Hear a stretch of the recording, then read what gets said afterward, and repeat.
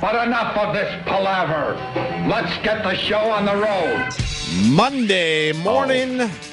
Good morning. Do it again. Do it again and again and again. Remember and that? Again, and again. And Remember again. that week? Remember that week you did? Do it again. Start over. Do over. Yeah, but we had a lot of cool stuff happen over the weekend. Absolutely. It makes doing radio easy. Certainly does. You got your Yankees falling apart. Yep. You got the Spaceman. The Spaceman. What else do we I have? didn't see the jump. Well, Jimmy, everyone was thinking of you and how you'd have sweaty palms. I know, I didn't. I watched part of it on another tape, but if they show him from a distance, like you see like a little dot falling. Yeah, no, you got to see him step off. No. This is what happened. Someone tweeted and said, "Hey, the Spaceman's doing his jump." That's why I like the Twitter. I go, "Well, thank you, Mr. Twitterer." And I clicked the link, and it was the YouTube link, which was completely live. And then I'm like, why watch it on my little laptop when I got this nice fucking huge TV in front of me? Sure. So I go, you know what? I bet you CNN has the Spaceman jumping.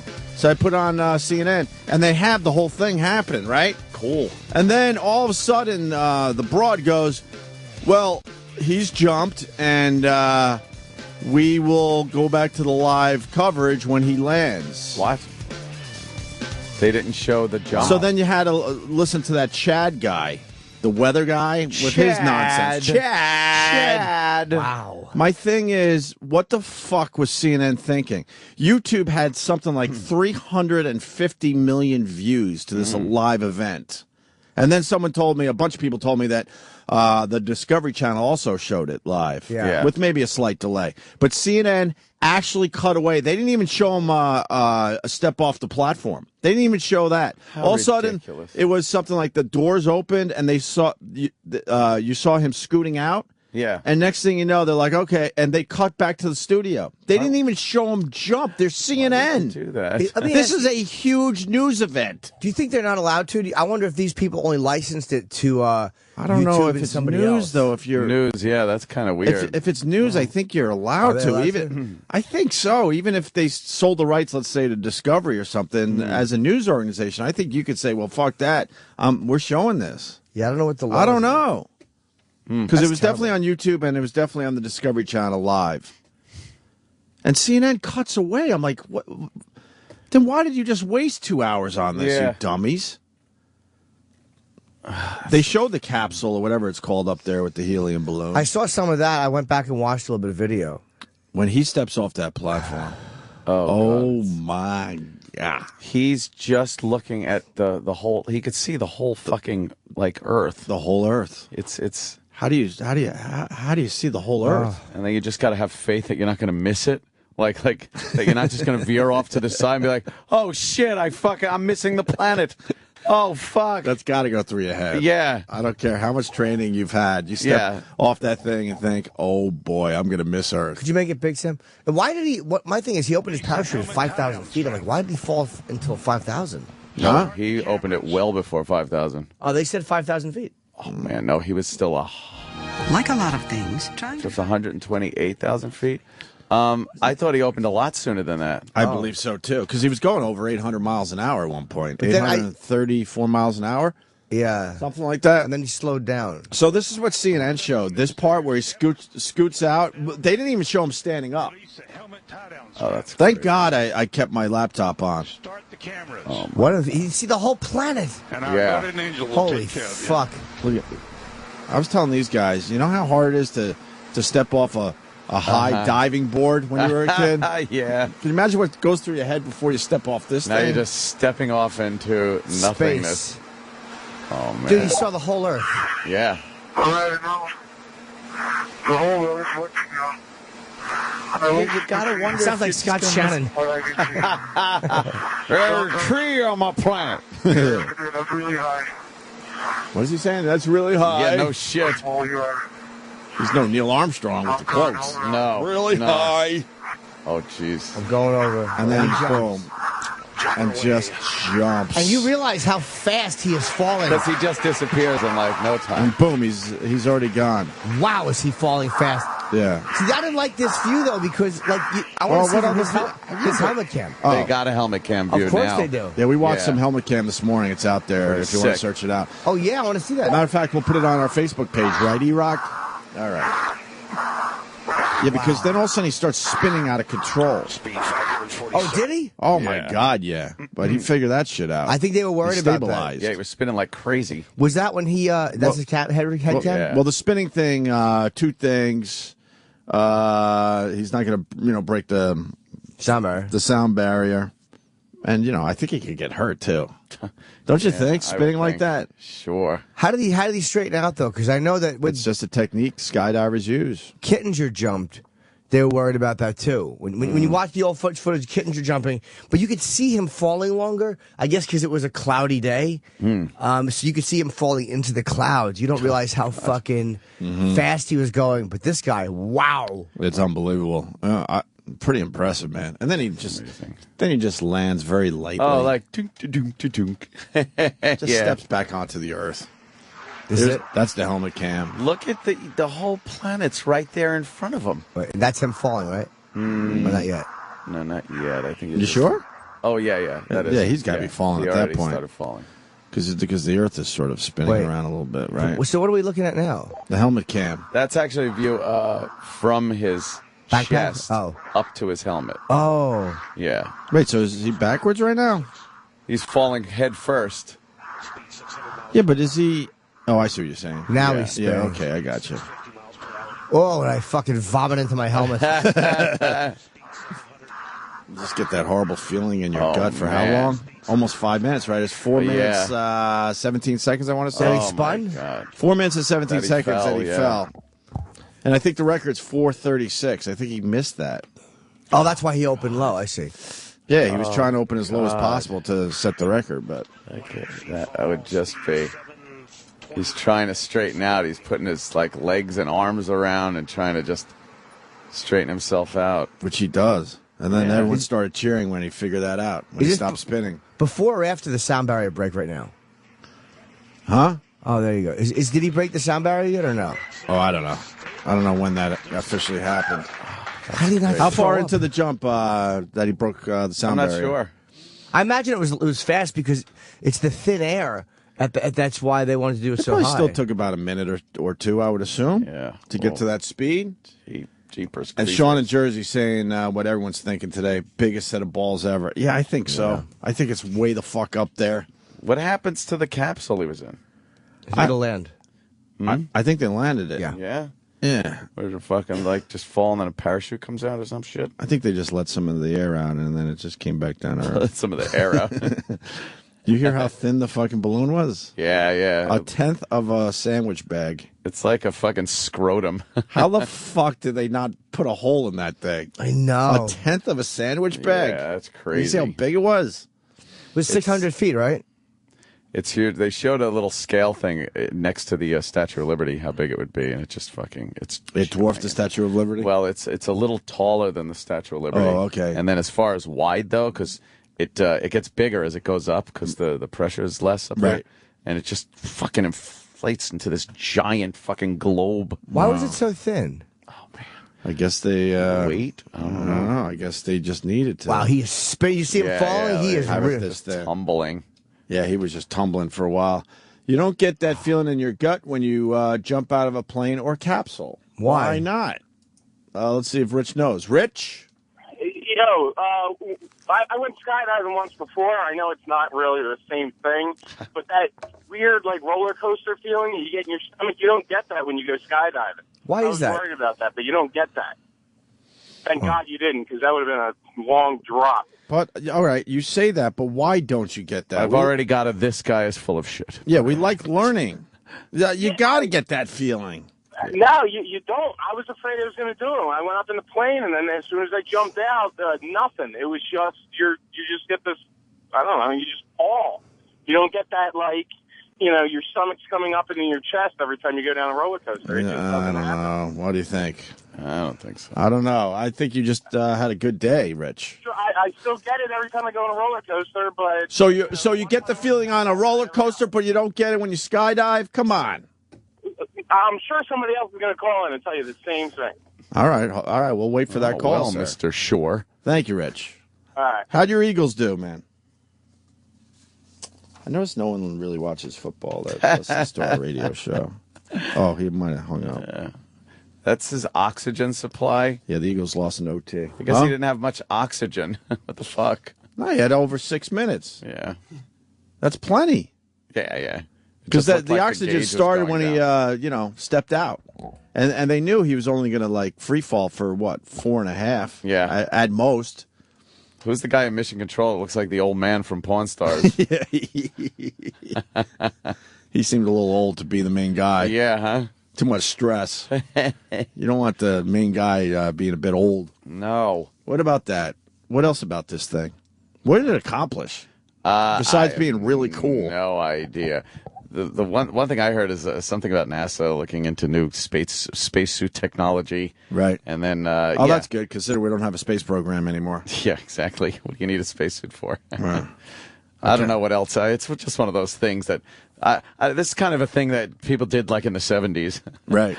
You'd be like, oh, look at that. He's a daredevil doing something. Nowadays, not many daredevils. Yeah. I couldn't help myself. I had to tweet David Blaine. I said, hey, do you feel kind of silly about your really? stunt? Come on. I go, you must feel really silly about your dumb stunt after seeing the spaceman jump. Yeah, Mr. Electrocution. Please. He has the worst timing. Why would you do your silly stunt knowing this is right around the corner? Yeah. This guy's going to jump from space, and you're gonna do a bit that every morning zoo show has done in America. And this guy didn't have to be carried away. No, of course not. He got carried. God! Oh, No, he stepped right back on the planet. yeah, he did. They probably just banged broads all day. That's a man's man. Exactly. The reason he didn't feel it is because he probably took tandem jump. And what would be the difference? Oh, the other guy. Yeah. Let me see. Let's go to Mike in Jersey. Mike. Hey, what's going on? Mike? The reason that you feel that feeling in your stomach is because you're accelerating. When you go on a roller coaster. When you jump out of a plane, you eventually reach something called terminal velocity. That's where the force of gravity pulling down is equal to the force, the wind resistance pushing you back up, and you stop accelerating. That's why you don't feel that feeling in your stomach. Well, why wouldn't you feel it the second you jump out? You would, but he probably did a tandem jump, which means as soon as he jumps out, the other guy throws up a drogue chute, and it's the experienced skydiver who's actually doing all the work. Mm-hmm. He puts up a drogue chute, so you hit terminal velocity really, really fast. Well, what about the point between you jumping out and him throwing the drogue chute? Yeah, it's probably a couple seconds, and He said no, he didn't get it though. Not even a couple of seconds. He said he didn't get it at all. What's a drogue chute? It's a chute with a drogue. Oh, I wasn't sure if that. I thought it was a film. And it drogues you down. So what's a drogue chute? It's a small parachute that comes out right away that just helps to stabilize you. Oh, okay. So you don't spin out of control? Yeah. Gotcha. Well, thank you there, Mike. Can you still fall with a drogue chute? Oh yeah. It's much too small to slow you down. People It's are hanging just out there quick today. Yeah, really. The mission control guy was Joe Kittinger.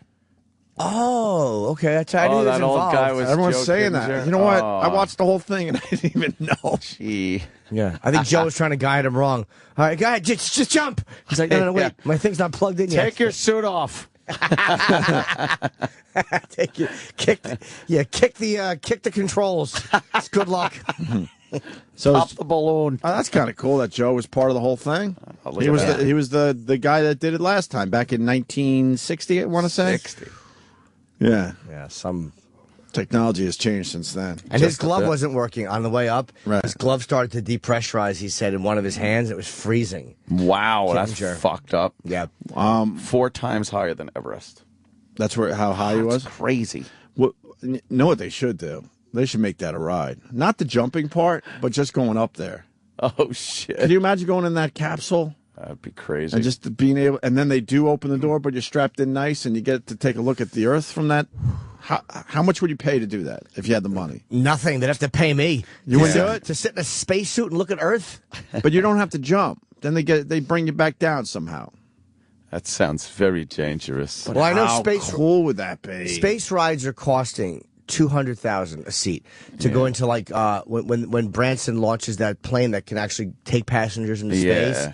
It's only like a 12-minute ride, I think, but it's 200,000. And supposedly they were saying during the coverage yesterday that is happening sooner than later. We are going to see space travel. Like, where it's commercial. More, not to actually get places, just to, check it out. Eventually. Yeah. Would you do that? Go up into the plane that goes into space? Yeah, I'd be a bit creepy. I'd be so scared. Like, I would be scared. What if the wing flies off and you're in space? I'm scared when we fly to Cleveland. I think I'd be scared of that. Fucking Red Bull really getting their money's worth. I wonder how much they spent on this, though. Amazing. It was $25,000. Oh, I would have thought more. See, that's a pretty big. That's a good deal. Cheap. Ditch banger. Morning, boys. Good morning, Ditch. 100% agree with that first caller. I'm no scientist by no means, but I have fallen off a stepladder, and I did not feel anything like that. He fell off a stepladder. All right, sir. And he didn't feel that. Thank you. So you got Really? I'm going with him. We're going to get into something in a minute or two. Is that about it for the spaceman? I reckon. What's his name? Felix Baumgartner? Yeah. Something like that. Well, Yeah. He's a fucking, I don't know what he is. Is he a hero? What is he? I guess he's a daredevil. Yeah, he's a real daredevil. Right. Not like this dumb David Blaine. David Blaine. Fucking David Blaine. What an idiot. God. You have the worst publicist ever. Yeah. Why would you schedule your silly fucking stunt the same week that this guy's doing this? Electricity. Look at me. Yeah. Where all he had to do every once in a while was dramatically move his hands. So Yeah. the electricity looks a little wild. Oh, if I scratch my nose, though, Right. I don't have this helmet on. Look out. This guy's in fucking space. This guy had, I think, 972 checks before he could even fucking step off that thing. The best part, it was so dramatic, is when they said something like when the air equalizes in the capsule or whatever. Is that what I'm... Yeah, I guess like that? they depressurized the capsule so they could open the door. Kittinger goes, when that happens, the door will open automatically. And man, they showed that door opening automatically. That was like, wow. Yeah. Yeah. Did you see all this? No. Oh, you didn't see the lead up? No, I was snoozing. Can we see the door open, Sam? That's pretty The cool. lead up is really cool to the whole thing. And then there's a camera where, his point of view, where now you just see the door open. Oof. And then it's like, okay, scoot forward. I think he actually even said scoot. Scoot or forward. move forward or whatever. And then he didn't move forward enough, and he goes, no, a little more. Oh, my Fuck God. you. Yeah, exactly. Fuck you. Yeah, it was cool. It took me away from the Jets, but the Jets had an easy game yesterday. Did they? Did they win? Oh, yeah, they beat the Colts. No. The Colts aren't the greatest team this year, that's for sure. Oh, man. I want to see that door open. How do the Cowboys do, Jimmy? I found out last night they lost, but who cares? Who gives a shit, right? Romo's a bum. Who gives a turkey? Yeah, I could care less. No. I don't give a care. Yeah. Oh. I was at Collins last night. Yeah. After the cellar, I drove to his place, and I bought some low-fat vanilla yogurt, and he bought fucking 6 Diet Cokes. I should have taken a picture of it. 6 Diet Cokes. All he has in his refrigerator Right. is 6 caffeine-free Diet Cokes. It's fucking empty. Really? Except for that. It's empty. It's the worst refrigerator He just ever. goes out. He eats outside of his house. But why wouldn't you have just a few things in your refrigerator? I know why he doesn't. Even when I was single and just a fucking loser, I had something in there. He's an ass. That's why he doesn't. And we just sat in his apartment for a little while and watched like fucking Goodfellas clips. Of course. And we watched the fucking scene, Alfred Molina scene from Boogie Nights. Oh, Nice. Great The whole is that. scene. I've just all weekend I just go Motorine. What? Great. We Yeah. want something else from you. Yeah. What? What? He's ready to be very accommodating. He just wants you to hang out and party with him. Right. Oh, wow, there's the balloon. Yeah, that's how big it would be. Holy shit, that's huge. Yeah. That don't make no sense. Oh, it makes sense. You want to get into that in a minute? I don't know. This guy goes, what if the guy would have bailed and said he didn't want to do it? I think, When you get up on the diving board and say no. yeah, I think he had no choice at that point. Well, he So. did a test site, a test jump at like 90,000 feet. So that pussy. he I know he was. What, he did 90,000 without anyone looking? It was a test, yeah. But there's no footage of that, really. He just went out there by himself, said, I'm going I to think do there is 90,000. Is there? Yeah, but it's not like from that distance you can't tell. But But don't you think 90,000, 128,000 is pretty much the same shit? Sure. just a little longer. Yeah, you wouldn't hurt yourself anymore jumping Right. the top one. How many? And airliners go what? 35,000 feet. Yeah. So this was Down there. This was 35. Then you got to go 70. Then you got to go 105, and then you got to. Wow. Pretty goddamn high. Yeah. Wow, 3 times the airliners about. Yeah. Yeah, at least about that. At least, yeah. maybe close to 3.5. Jeez. Ish. And I think what would the Concorde used to go, like 60, 70,000 feet? That was much higher to break. Concorde did? Yeah, that flew very high. Might have been 50. Wow. But that was a much higher. That guy blows everything away. Jeepers. Yeah. That's fucking scary shit. I would hate to look out and just Oh, look, God, and I there's a don't wanna do wafer-thin balloon holding you up. Yeah, wafer thin. A tenth of a sandwich bag. God. How the hell do you ship that? Yeah, what's that? What do you do if it pops on the way up? Fall. Like, because now you're in the capsule and it's falling. It can't be that easy to get the fuck out right away. You got. I guess you got to count on your equipment.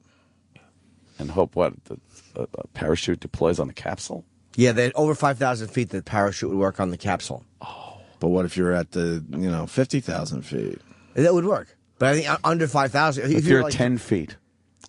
I think what happens is you have What to if actually you hang were and drop. 102 feet. You fall.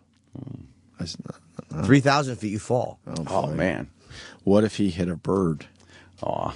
You know what? I don't know. What if he hit a bird? That's a fucking good question. What if a bird hit that fucking he'd be wafer-thin?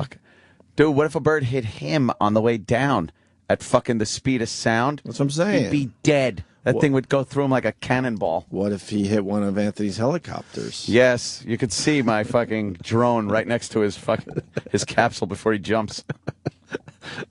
Oh my And then God! it zips away because you're like, oops, a little too close to the capsule. All weekend I've been hooking up my ground telemetry transmitter and my video downlink. So now I will know exactly where it is, and I will have video. Wow. As it's flying, so I won't lose it again like that. Nice. Anyway, What if a bird hit him?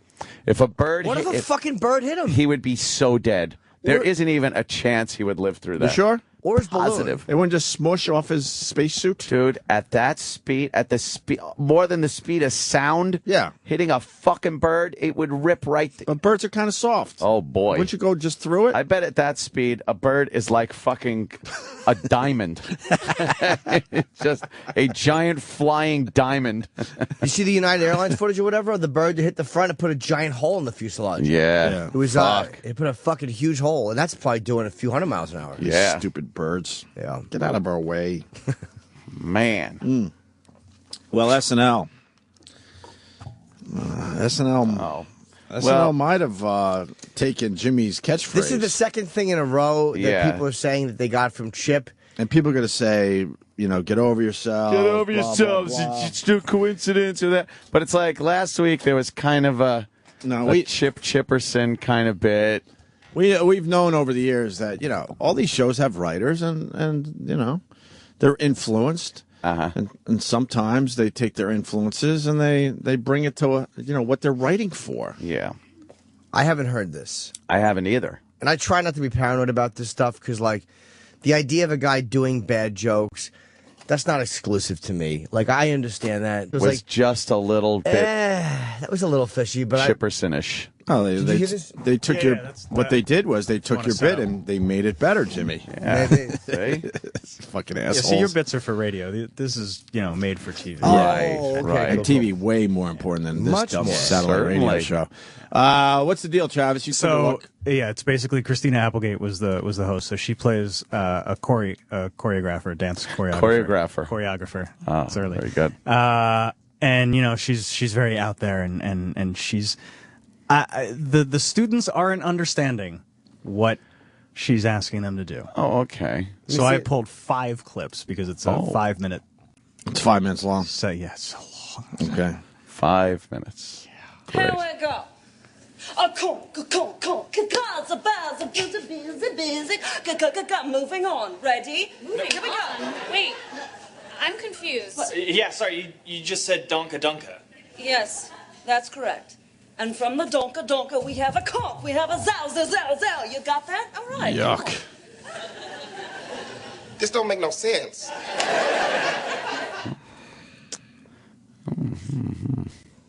So does he say it again? It says it through the entire fucking. Oh, that's the 4 more bit? tracks. Yeah, this is the bit. That's the bit. Is him saying that? This is Fosse, honey.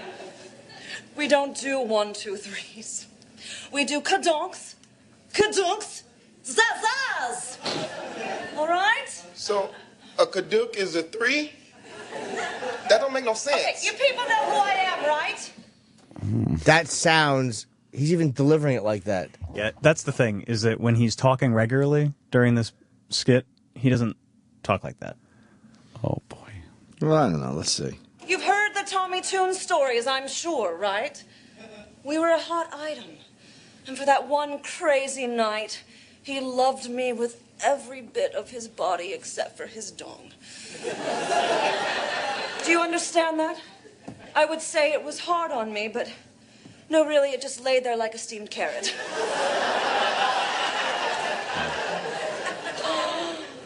Why'd you tell that story? It's a bad reflection on you. That don't make no sense. Okay, moving on. That don't make no sense. I'll tell you why I'm getting annoyed listening to this. Because Bad. besides the fact it's awful, it's out of that don't make no sense is out of place. Yeah. Which is the way Chip does it. It's out of place.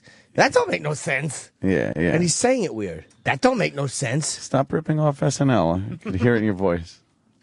Wow, yeah. I think I try not to be something's paranoid about amiss. this stuff. Jimmy's biting his teeth. But I'm getting really, You should be annoyed. really fucking irritated. Just find it, darling. Own it. Come on, pose. Pose, people. Pose. Come on, dance. That was it. Come on, you missed it. This don't make no sense.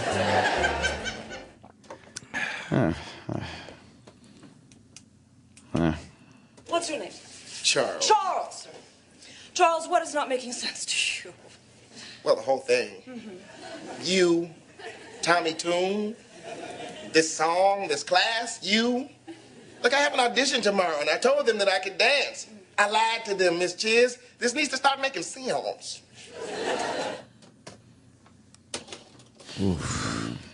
Awful. It's a horrible bit.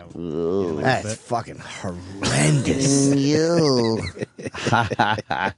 It's 2 weeks in a row, though, man. There's something. Yeah, that's I why. think there's a new writer over there that might listen to this You show. take any one thing, it's like, okay, but then you put a bunch of these things together. And Yeah, 2 weeks in a row. 2 weeks in a row. Two complete fucking. And there's been other ones in the past. So. When that many people tweet you the same thing at the same time. Oh, God, everyone tweeted this. This one was. They tweeted this one more than the first week.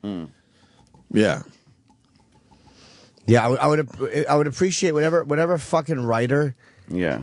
is being lazy and listening to the show and then taking little pieces of it. I'm going to start fucking attacking you verbally. Yeah. I'm going to start attacking you. You know what would have made the bit better?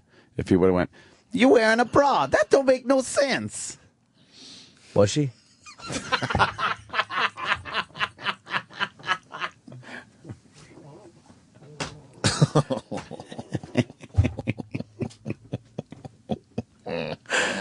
Jesus. It's just terrible. You're obsessed with the color pink, aren't you?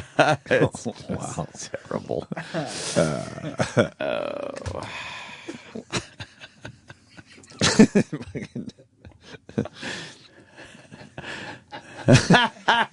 Oh, God. This is where we lose Jimmy for about 3 minutes. He doesn't come back from these easily. Oh, my God. What do you think, Jimmy? That's your thing, man. It's What do you think? It's a little close, man. And again, what's close is if she had said something stupid and he said that don't make no sense. But sometimes it's the other stuff. It's the fact that it's a repetitive thing, which is how Chip does it. That don't make no sense. Like that becomes the whole point of him saying that. It's the nonsense of him saying that that becomes the bit. And yeah, it's the way he's saying it. Slightly with the cadence. And when Chip says it, it doesn't make sense when it's almost like it's not like somebody says something and Chip is like, that makes no sense. It's this idiotic exclamation point that usually could be done without. Yep. That don't make no sense. Like it's just an idiot saying that's the whole fucking bit. Yeah. Is this idiot trying for a catchphrase? SNL hasn't had a catchphrase in a while. No, I think they're just doing the bit. They need a catchphrase, though. Wow, that's true. They always have their dumb They catchphrase. love their catchphrases. What do you think, Sam? Yeah. I mean, if he just threw it in at one point in the sketch. Well, no, the whole sketch was this. I think the whole sketch was getting this catchphrase going. I think there's a good chance that even if they don't listen to the show, somebody probably sent them one of the YouTube videos or something. Maybe. Because all these chipisms are also in all the Comic-Con videos. Right, that's what I thought of too. The Comic-Con videos just as much because you can see it there. It's out of place. That don't make no sense. Just this fucking idiocy. But it gets to be irritating because the show, like, they don't acknowledge this radio show. They don't. No. It's just I hate the fucking thievery. Hate it. Thievery. Yeah. Yes. And I'm sure Lorne doesn't know it, but it doesn't work. Like, the Lorne Michael is not going, oh, I don't care, do what you want. Like, you know, he's not down for that either, I'm sure. No, it's probably a writer that is aware of you and then brings some of this shit to his writing sessions. Yeah, that irritates. I mean, this guy's... Ugh. Oh, he stinks. I've never found him funny. What's his fucking name? Kenan Thompson. Oh, he's horrible. He's been there forever now. Yeah. He's been the token black guy for like 10 years now. And he was the same guy that was at the center of the last skit, by the way. I don't know if he writes. I don't know for sure. Oh, he was on the last one. Right. Kenan. This guy is so not funny. He stinks.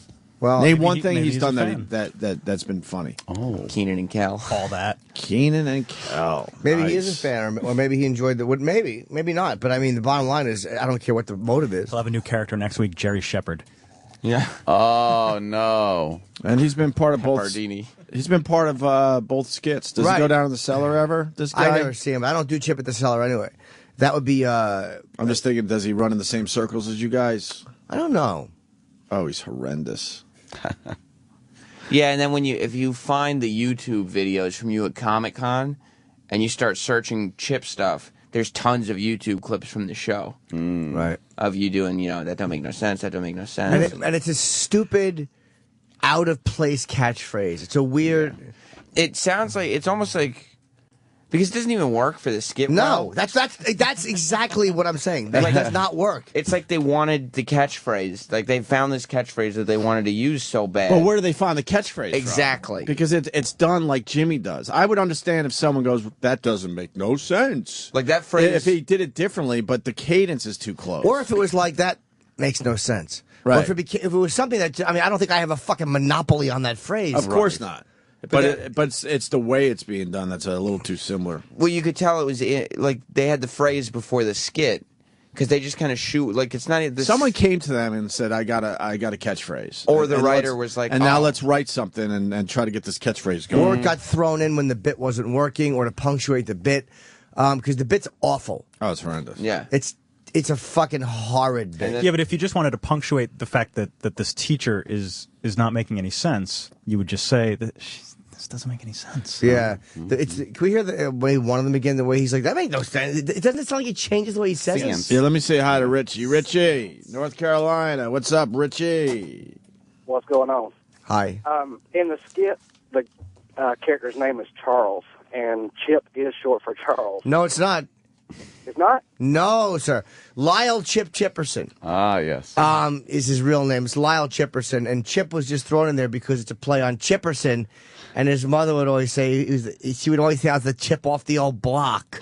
And she'd pat me on the head, send me out there to get some grape soda for one of her friends. Maybe you could use that next week. And you know the funny thing is, I, as Chip Chipperson, probably could be writing for SNL. Yes. With the quality of those bits. Those great jokes of yours, No, Chip. just have her go Zumba. Fucking home run. Double you know what. I'm waiting for that one. Fucking home run. Remember, SNL is brilliant. Let's be careful here, guys. Let's be careful. It's a sacred cow. Yuck. Here we go.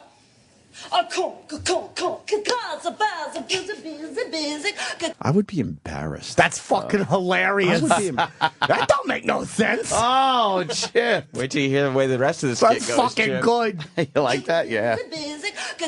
Moving on. Ready? Here we go. Wait, I'm confused. Yeah, sorry, you just said donka donka. Yes, that's correct.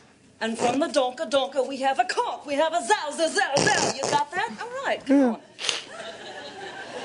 This don't make no sense. Fucking A, he's absolutely right. It don't. That's fucking hilarious. You like that? Yeah, this guy's the best. The best. Fucking guy cracks me up. My mother, he looks like a couple of guys that used to help her lay the floors. Oh, right, yeah. This is Fosse, honey. We don't do 1, 2, 3s. We do kadonks, zazaz. All right? So, a kaduk is a 3? That don't make no sense. He's right. Fucking home run. That make no... Home run, you fucking, you know what? Oh, fuck. Fucking Keenan, you stink. I don't know where that came from, but it's beginning to annoy me. Well, he just stinks. There's Could a have couple even- things going on here. He just stinks. It could have even been something Keenan was aware of. And he was like, oh, let me throw this into the skit. And everybody's like, oh, this master of improv, Keenan Thompson. Well, that's what I'm saying is maybe because the bit wasn't working or wasn't getting what it should have gotten. Yeah. That got thrown in there. Or You've heard the Tommy Tune stories, I'm sure, right? We were a hot item. And for that one crazy night, he loved me with every bit of his body except for his dong. Do you understand that? I would say it was hard on me, but no, really, it just lay there like a steamed carrot. Got it.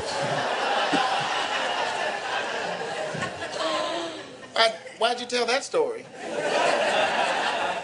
It's a bad reflection on you.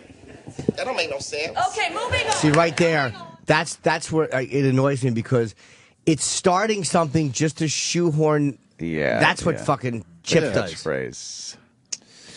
Ugh. You don't want. Well, You don't it's want. No, I heard enough. I mean, no, That's quite enough. that's way too close, Ooh, man. catchphrase? That's quite enough. Ooh, catchphrase. Yeah. That's quite Like enough. Get the T-shirts made. My mother would always say that when I'd run around with jelly on my fingers going, look, the jelly monster's here. She'd go, that's quite enough, Chipper. And she'd hit me in the teeth. Maybe you guys could use that one next week, you cocksuckers. You fucking live fucking show bombing cocksuckers. How about you use that one on your sketch? Saturday Night Sleep Fest. Oh, double bombs. Fucking shits. Someone should let them know. Something's going on over there. Holy. Something's going on over there. For this to happen, that was last week, the other Chip thing, right? Yeah, yeah. It can't be. That's way too big of a coincidence. Like, this one is literally the catchphrase shoehorned into a skit. Yeah. Last week was the guy who tells bad jokes around and Which, again, doesn't realize it. can happen, but the bad jokes, the flow stop was what bothered me. It was Right. the way it was done as a flow stopper, and that was the whole bit. That was the whole bit, that he put the brakes on all their good time. They're all telling jokes and laughing at it, and then that one character would tell an awful joke that did make no sense. And stops them from having fun. That's exactly what Chip does. I would love to find out if they have this two sketches of the same writer. Oh, yes. Ooh. How do we find that look out? into that. Investigative journalism. They probably wouldn't tell you. I mean, I know a couple guys that work for SNL. I could probably find out. I would love to find out if both of those sketches have the same writer. Look, man, something's going on. Absolutely. This happens from time to time with this radio show. Yeah.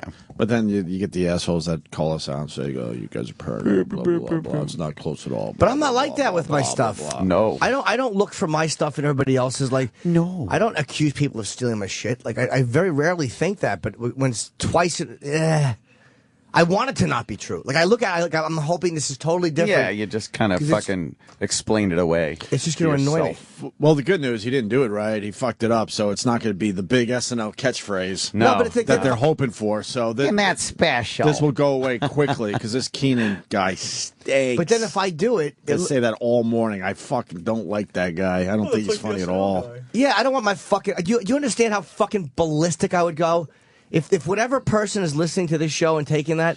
I am never gonna fucking leave you alone if you fucking steal my shit. Never. Really. Stop. I will blast you publicly for the rest of my fucking career. Nice. Whatever mediocre career I have and small amount of followers, I will attack you verbally for the rest of my fucking career. Nice.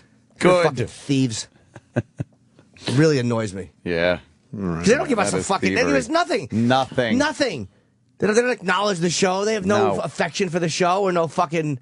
There's no positive feelings for the show. It's just some fucking because what do you think? Not enough people will notice. Yeah. You fucking cock.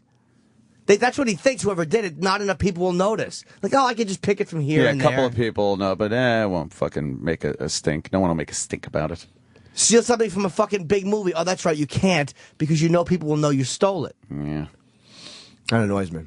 It should too, man. It should. Remember the Cleveland bus driver? He got suspended. Oh yeah. Wow. I think I haven't seen the video yet. No one sent it to me. No. I was walking home Friday. Yeah. A bunch of black kids were. I don't know what they should have been in school. I would Robbing imagine. somebody. It was a bunch of black students. Sucker punching someone in the head. Nope. Videotaping something with their cameras the wrong way. Nope. Shooting someone with their gun the wrong way. Nope. Jeez. Helping someone. Oh God, no. Oh my goodness. Loudly imitating this video, all of them. And then there was a cop on the corner. He was howling because he knew howling. Damn it! Shit. Damn it! That's what the cop was doing. That's not your Damn it! No, Yes. you're just describing the cop. But it was true. It was a full moon, and he had been bitten by a werewolf. Yeah, and it was awesome. That's fuck. These are all going to be on SNL. Awesome. The guy was enjoying it immensely. The cop, because he knew the video too. They were repeating the "You going to jail now?" Oh yeah, and they were all doing the uppercut as they're crossing the street. It was great. Uppercut is fucking the best uppercut ever. Not the best uppercut ever What? because she did not go down. No, well, she went down, but she could take temporarily. a fucking punch. She could take a punch. So the guy is suspended, but I don't know. I think he still is fired. I think he's fired. I think it might be one of those things. All right, we got to obviously suspend you and figure some shit out here. Unfortunately, but everyone's saying that it's the broad's fault. She was really acting up the whole fucking time she was on the bus. Of course she was. But they got a hold of the broad. They got the uppercut. Right. Oh, I can't wait to hear what a victim she is. 25-year-old Shadia Lane of Cleveland says she was getting... Shadia. Yo, Shadia. Says she was... Well, I guarantee you she won't say I was being a cunt. She'll say I was just... I was minding my business. Or I asked him a question and he yelled at me. Shadia punched you in the face or just... Fucking wordplay. That don't make no sense. Thanks, Keenan. That's a good one. Good. Looks like Bookman from Good Times. That's what makes sense. High blood pressure. That don't make no sense. I'm a small business owner. I will never hire someone named Shadia. No. Shadia. I will never do it. Is that racist? Yeah. Some of those names scare me. Oh, man. Shadia. 25-year-old Shadia Lane of Cleveland says she was getting on an RTA bus to go to work September 18th when... He didn't think I had any money to get on the bus, and I was looking for it, trying to tell him I have money to get on the bus. Can you just let me find it, you know? And Hold on, by the way. I love this. All right, thank you. That is one of the biggest inner city scams. They get on the bus, and then they rifle through their bag or wallet or whatever the fuck until the next stop, and then they get off and do it again. That's how they get free rides. Wow. Stop it. I also like how... That's how they get the free rides. I also like how she's very calm, in control now. Yeah, where is she yelling that, Where's that her fucking nigga gonna come up and punch this motherfucker in the face? Right, what happened to that broad? You wait. You know, I... Yeah. You didn't think I had enough May I change. please just find my change, sir? Yes, Right. and I was explaining to the gentleman, before you pushed him while he's driving, you fucking nut. This is like the Boo got shot. Yeah. Remember the Boo got shot? Boo got shot. With the translation? I said, and then Pumpkin came by. Pumpkin. I was talking to my cousin, Pumpkin. Could you do the Boo got shot going in the break, E-Rock? Boo got shot. To the people. Yeah, she's very in control now as she discusses the situation that happened to her on that bus. money to get on the bus. Can you just let me find it, you know? And then from there, it just escalated to this. Captured on a cell phone. I don't care. If you want to be a man, I'm going to treat you like a man. Greatest thing ever said. Oh, that's one of the greatest lines. I'm not saying I would do that, but it's one of the greatest things ever said. But when you could point at the floor and say that. Wow. That's right up there with One Step. Yeah. That's right up there. That's a good one. I'm gonna treat you like a man. And the bus driver that delivered the blow, 59-year-old Artist Hughes of East Cleveland. It's amazing to see how a man would actually hit a woman that hard. Oh, shut up. Oh, boy. Is it amazing? Why'd you get in his face? She physically, like, poked him or did something. Well, some people saying she spit on him, too. I don't know. Oh, really? Well, a bunch of people were reporting that on Twitter, and that's where I get my news these days. She was in his face. Again, not my tactic, wailing a woman in the face. But this guy, it's his. She can't guarantee that she's not going to get hit if she wants to mouth off like that. Fucking hood rat. If you want to be women want to be treated the same as men, and they should be treated the same as men. Don't cry when a man reacts and treats you the same. She broke through that glass fist. She didn't have a glass jaw, though. No, she definitely can take a punch. How do you take a punch like that? Amazing. There's not one of us in this room that wouldn't be knocked out. I bet his buddies are fucking giving him shit. Man, you couldn't even knock that bitch out. Motherfucking pussy motherfucker. Is it the part of the jaw he hit with the uppercut where it doesn't cause a knockout? I don't know. I know if you hit the jaw sideways, you'll fucking knock someone out. Yeah. Slamming her teeth together. She's just tough, dude. You think she's just tough? She is just a tough bitch. She's probably been hit before. No, what? That toughens you up? I guess so. Cleveland. It's amazing to see how a man would actually hit a woman that hard. You know what I'm saying? Like, are you serious? You could have, pulled me off the bus. You can't even touch nobody, but for real, like, you really punched me. No, but Shadia, you were on the receiving end of one of the most talked about uppercuts. What did that feel like? I was on Mortal Kombat. It just hurted. What's Mortal Kombat? Mortal Kombat? Why is the woman asking her that and saying, did you spit on him or touch him first? Yeah. She doesn't want to. Oh, okay. You know what? Did she say? Wait. Did she say Mortal Kombat? Mortal Kombat. Mortal Kombat? Yeah. I like that game. Yeah. Let me hear her say that again. One of the most talked about uppercuts. What did that feel like? I was on Mortal Kombat. It just hurted. Like, it was like a finish him. You know what I'm saying? Type of hit. Now, this all went down on the number 5 bus going up Chagrin. And according to the RTA, the bus driver has been with the company for 22 years. Oh, man. Meantime, the RTA has released a statement saying, upon identifying the driver, he was immediately suspended and removed from duty. His behavior is absolutely unacceptable. RTA apologizes to our customers for this incident. But who is not apologizing? There's 2 people involved in this. What can you say about your role? Did you hit him? No, see, that's why I want to talk to my lawyer. I can't answer that question. Where's my lawyer? Where's my lawyer? Why do you have to talk to your lawyer? Because she's suing. Because she's going to fucking sue. But I mean, if the answer is no, I didn't, you would say no, I didn't. Right. She's going to sue. She obviously did, and she thinks there might be some footage, out there of that. Where's my lawyer? But now she's got to find a lawyer that will be able to spin that. Yeah. That's why I want to talk to my lawyer.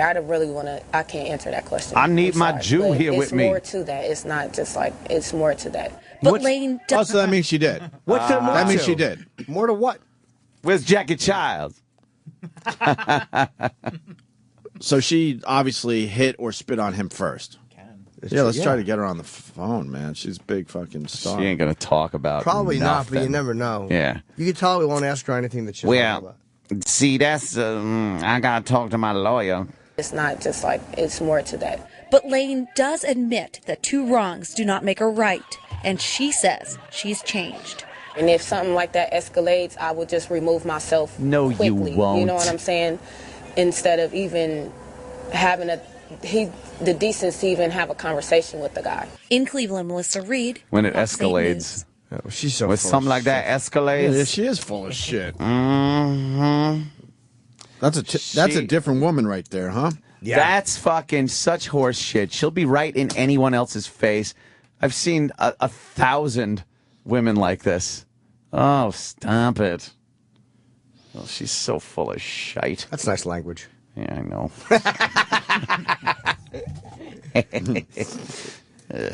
Well, there's your update on that. All right. Guy gets fired, unfortunately. Did he get fired? Oh, not yet. He's suspended, but he probably will we get, know. We get know the this old shit. Buddha Rooney. When you get suspended, you're like, oh, thank God I skated. Yeah. And then you realize, no, that's just to calm everyone That's down. the fucking, yeah. That's the waiting room to fired. Suspended is the waiting room. All right. Fired, we'll see you now.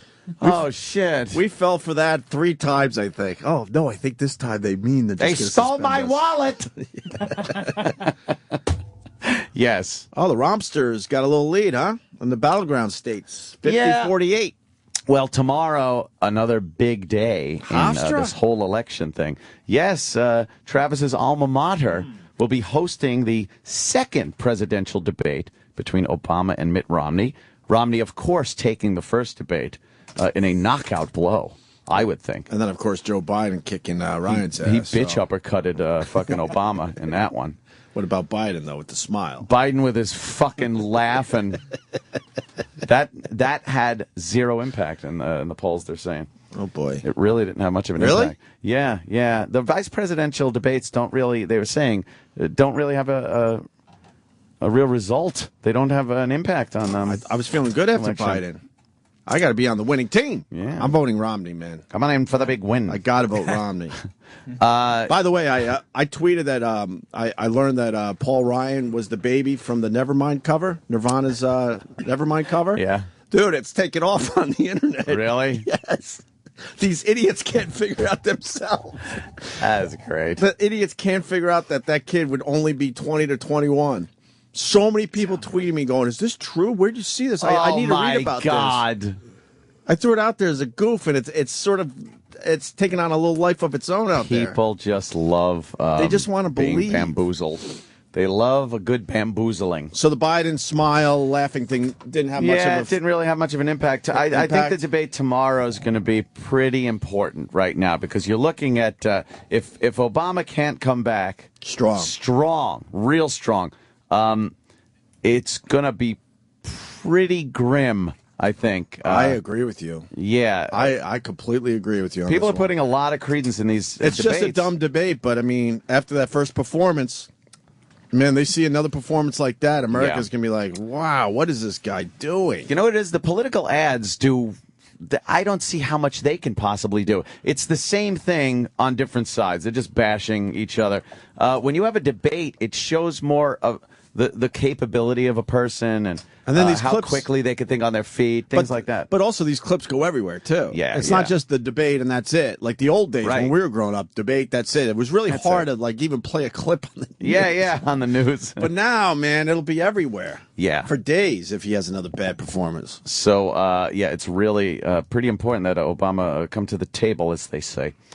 Of course, I would just like to see Romney kind of, stomp him again. I think that'd be funny. Yeah. But I think what they've been saying, Obama has been practicing for the debate, and a lot more aggressive, they're saying. When? So this could be good tomorrow. It's tomorrow, yeah. Yeah, tomorrow at Hofstra. Yeah. Oh. Hofstra's in a real shitty area, man. Well, it won't be tomorrow. You think there'd be a lot of traffic around there? Like, God. Jiminy Cricket. Roads blocked? Good luck on Hempstead Turnpike, everybody.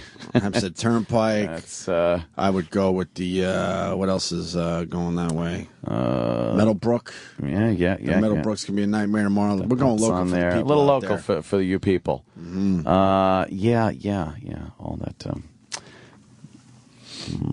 No one will be around the Coliseum, though, because there's no hockey. No hockey. What does the Coliseum do when there's no hockey? I mean, it wasn't like people were swarming the place even when there was hockey, but I don't know. Gee, it's over, Johnny. Broken down dinosaur of a fucking arena, place. Whatever it is.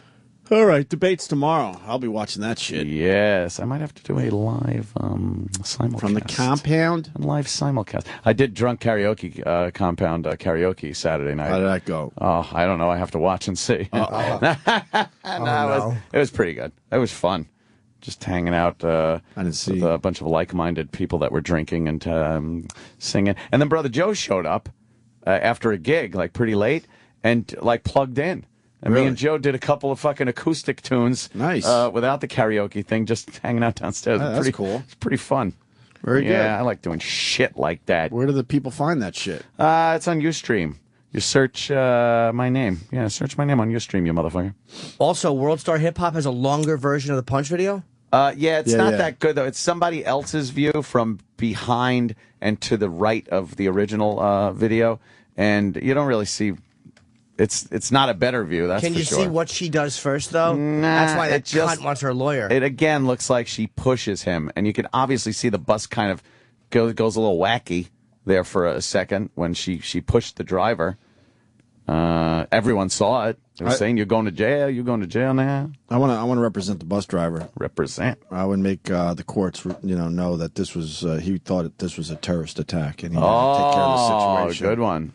Let's roll. That was a let's roll situation going on in Cleveland. Yeah, he had to fucking take care of it. He said, if she wants to act like an imam, I'm going to treat you. No. Hey, by the way, when are we getting the microphones that Sam has?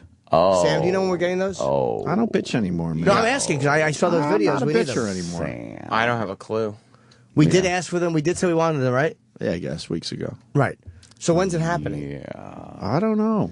I don't know what's going on with that. I have no Does idea. Travis know? Maybe Travis knows. I don't know what's going on. See, that has to go before the board, and then we will. No, but we said we want you tried that. We said yeah. I'm not the bitcher anymore. I'm enjoying mine. You're an asshole. But it's perfect. That type of mic is perfect for celebrity photos and videos. Can you see my face? Yes, How do I look? unfortunately, For us, it's bad, but for the overall picture, it's good. Oh. You were a big man at the fucking Comic-Con, huh? That's right. What the fuck are you doing? How are you getting those gigs, like moderating these things? I'm nuts. I'm crazy. He just goes to Sirius XM and asks. What'd you moderate? I moderated That's the it. Christopher Lloyd panel. Oh, nice. And Q&A. Why? Because it was the Sirius XM thing? Well, Sirius XM did like a channel takeover for Comic-Con. Oh. And New York Comic-Con likes them a lot, and so they had some open panels. Oh, I thought you were doing something separate from Sirius XM. Oh, no. And you had some juice somewhere else. No, another thing. Oh, okay. You're just the same piece of shit here and there. Okay. Another thing he's doing for Sirius XM for shitty money. Right. Just another thing he's doing for this company, and Yes. the company still doesn't acknowledge that Sam does a lot for this fucking place. Right. They don't. But I'm not bitching. I'm just sticking up for my boy. No, you're Just pretty stating the bitching. fact. No, I'm not bitching. No, you're bitching. Oh, I'm bitching? Nice. Yeah. I'm bitching. Let's take a Bitching. break. We'll get a Comic-Con, or is it Comical Con? Comical Con. Comical Con. I watched SNL. It's Comical Con. Oh, shit. So we'll get an update on that, because I heard Roland was wild. Sensory overload for Roland. Yeah, like a retarded child with a pinwheel, right? Unless he sat still, and then it was like Roland at a Paul McCartney soundcheck snoozing. Was go. Christopher Lloyd, did he remember you? Oh, yeah. Was he nice to you? Yeah, he was really nice. He was great. He was cool. He was cool on the show. And then we got E-Rock at the Yankees game with something that happened there. Oh. And then we got, we're going back into Jocktober. Oh, yeah. All right. Yeah. And today we feature... Well, let's make it a surprise. Yeah, it's Oh, a really? special. Yeah, this way no one can go there and warn him. Right. We should hit him as we're doing Well, it. it's a little different today. I'll say that much. Oh. Special. A little special. A little special for everybody. Sirius XM. The Opie and Anthony Show. Oh, boy. Love it. Springsteen. Major League Baseball. Playoff baseball. Song. Right, we get it.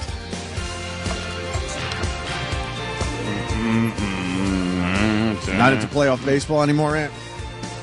Oh, the playoffs are happening? What? So fucking Jeter breaks his ankle, and then you go, all right, A-Rod, it's your team. It's time to step up. And he looks just scared now. But I can't even bash A-Rod now at this point because... It's everyone. You got a broken team, huh? There's just a couple of guys that are kind of, getting the job done. But for the most part, they're not scoring. And I want to make a point about last night. Oh, boy. What happened? You Twitter fucking retards. It's 1-zip, right? And, that's not appropriate. Oh, who was he? And he was pitching. No. Jimmy, wow. All right, it was 1-0, Detroit, and there are two outs. Detroit's up, and there's a play at second.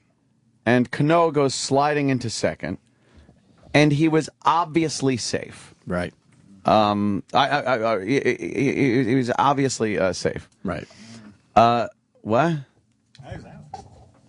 No. He probably was out. But anyway, you're safe. They call what?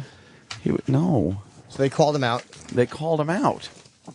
So he was safe? Yeah. Or was he out?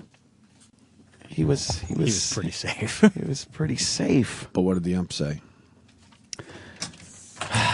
What did the ump say? The ump said he was out. All right, then he was out. What's the big deal? No. What? Well, I started bitching. Yeah, are you confused? Yeah, no. I started bitching about it, saying that it's a bum call, and it could affect the game. When you're a one-run game like that, it's very important, that you don't fuck the game up. Mm-hmm. And they did. Girardi goes running out there. He winds up, later on getting thrown out of the game because of it. And the people on Twitter are like, after the game's over, it didn't do anything anyway, you fucking whiny asshole. So they lost by fucking. They still would have lost even with just the one run. And my whole point was I didn't bitch after the game was over that the call was bad. I bitched right when the call was bad, when they still had an opportunity to perhaps win or tie the game up. Sounds kind of fair weather to me. Oh, Jesus. A little bit. A little bit. But with the people that were giving me shit after the game, if I would have kept bitching even after they got nothing, no runs. But by the way, it wasn't Cano. But Girardi can't get himself thrown out of a playoff game, man. Sure he can. He had to. That should have fired up that team, but it didn't. And when a manager gets thrown out of a game, what happens to him? Bench coach finishes. Yeah, it doesn't hurt. No, it doesn't hurt at all. Yeah. Girardi gets his message across. Yeah, and that's why he should have. Cano tagged him. Cano tagged him. Oh, he was fucking out. And then that would have been the third out. They continued to fucking score 2 more runs. You know what? I'm seeing this for the first time, to be honest with you. Because I hate the Yankees. Look at this. Watch. It's not even close. Look. Boom, right there. Oh, my God. Look, and the ump is right there next to him. Holy shit. Where'd you get your glasses or something from a Cracker Jack box? Take us out, you fucking No, we just got back. Oh. Wow, that's not even close. No, terrible. It's not even close. And then they go on, instead of being now out, and the score being 1-0 with the Yankees coming up, they went on to score 2 more runs. Now it's 3-0. Now I understand after the game, when the Yankees then continue to not score, that it doesn't mean anying. But at the time, it meant everything. At the time, of it's course. huge. So what's the problem? It's huge. People kept going, no, the bats didn't do anything. They fucking, so instead of losing by 3-0, let's just say they lost by 1-0. Ha, ha, ha. All right, No, at the time, it meant everything. At the time, it's a giant mistake. Of course. You're fucking, instead of a third out, they score 2 more runs in a 1-0 game. The Yankees absolutely have the capability of coming back in the 9th. They've done it. And doesn't it fuck up the mojo of the team? Exactly. When something like that happens? And Girardi gets thrown out because of it. So now you don't even have him in the fucking dugout. Can we talk about a manager being thrown out for a second? I really need to know. It's the dumbest thing ever because now the guy is not allowed to be on the bench, but he's obviously still making all the calls for the game. You get that weird little bat boy that just, I got to get some Gatorade from the back. And then he runs into Girardi, and Girardi goes, all right, Gatorade boy, tell blah, blah that he should be doing this next. It's got to be a much more difficult process to get your... But don't you think if they throw a manager out, they should actually put him in like a soundproof booth with someone watching him? Someone watching him. Because I would really like to know what happens after he gets thrown out. He's still in complete control of the team. Here's what I say you do. What do they do for real? You put on a fake mustache, right? Then you come back into the dugout. Greatest thing ever. It's one of the best things. Valentine. One of the greatest things that has ever happened in baseball. That was hilarious. He almost got away with that. He's sitting in the dugout with a fake mustache. Like, no one's going to go, who's the mustache guy? We've never seen him before. It looks like Bobby Valentine, but nope. But Travis, what happens to the manager officially? I think they just go into the clubhouse. And then what? The umps assume that they're not in control of the team anymore? I believe so. That's just dumb, isn't it?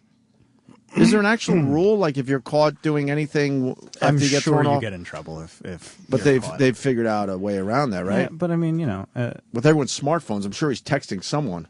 in the dugout. Well, there's no pockets in those uniforms. So. Yeah, but there might be some phones laying around where those gloves are. Yeah, you know what I mean. They actually have a Skype set up where they put like little Skype Girardi in the Oh, thing. that'd be good. Yeah. Skype Girardi. But the fucking Yankees, man, they look depressed as a They team. just, yeah. And then the fucking... fucking Valentine. And the home plate ump just sucked. And I'm talking for both teams. He was like... He was calling pitches that were way fucking outside and calling them strikes. You don't need umpires. You don't need fucking umpires. let's Use get with the computers. time. Let them stop fucking up the game. They stink. That call was so blatantly fucking was wrong horrible. at second. That was Anthony, horrible. it didn't matter. See, I know it didn't matter after the game was over.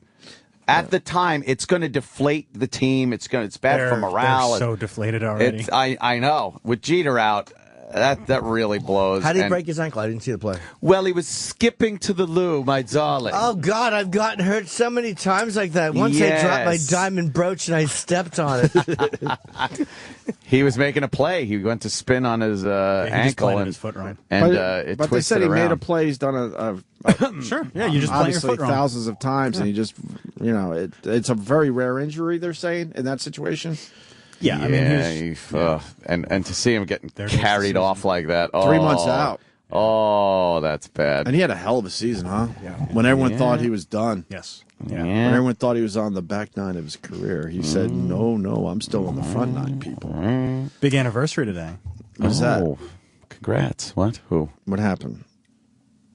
5 years ago. Oh, I think I got it. Yankees and Alex Rodriguez, A-Rod, agreed on a record 10-year, $275 million contract. 5 years to go. The richest in sports history 5 years ago. That's all we got. 5 Wow, more you years. got to deal with him for 5 more years. 5 more years. No one's going to take that deal off your hands. How many home runs does he have? 600 something. What's the record? 750 something. He'll break it, I think. I forget. I think so too. Well, you know what? Well, not hitting like he is now. I thought he He's would. not gonna. He's not breaking that record now. I thought he would, but he's How shy is he? Sam, can you check that on the? He's very shy. He doesn't like going out or he's over talking to new 100. people. Huh? But in 5 years, He's less than 100 away. You think? yeah, but I mean, No. he's not the A-Rod that he was 2 years ago. He looks lost. He also looks like he doesn't give a fuck. They all look lost. He gives a fuck that 647, he's looking like shit. I don't think he gives a fuck for the team or What was he anything else. He had one hit yesterday, right? Didn't he strike out with the bases loaded though? or- they left bases loaded like 3 times. It was ridiculous. Did he strike out with runners on again? That cocksucker. Yeah, he. Oh, you know, guys, not doing anything. but he did get a single. Who cares on the ninth with 2 outs? Oh, you're kidding. Okay. He's 115 away. 115? Yeah. So 20. He's got a chance. In 5 years? Yes. I think he But easily he's got to gets figure that. out what the fuck's wrong with his swing. Yeah. Oh man, He can't fucking mean hit a righties. thing. I'll tell you what it is. He can't hit after September. He's a hunk of garbage. How many did he have this year? How many home runs? Well, he was also injured for a long time. Right. very injured. Barring injuries, of course. He had a strange year. I'd love to see him come 3 short. Yeah, fuck him. Because he's just such a cunt. Yeah, Even though I so- want the Yankees to have that record again, but not. I just hate him. Again. The home run record. Babe Ruth. Yeah. They fucking dropped the first 2 at home to Detroit.